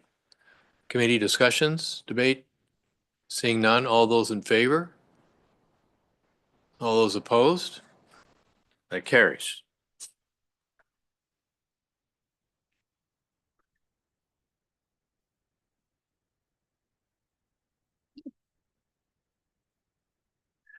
Finally, moved by Councillor Kent, seconded by Councillor McIntyre, be it resolved that zoning bylaw amendment application ZBA 31/24 439592 Ontario Inc. be approved subject to the following revisions to the draft bylaw to require on-land buildings and structures to be set back a minimum of 49.2 feet, which is 15 meters, from the identified intermittent watercourse, and require a dwelling, sleeping cabin, and leaching bed distribution pipe to be set back 98.4 feet, which is 30 meters, from Rickett Lakes. Committee, any questions or comment? Councillor Burry, this would be your last opportunity to make a comment if you wanted. Very well. Any more? All those in favor? All those opposed? That is carried.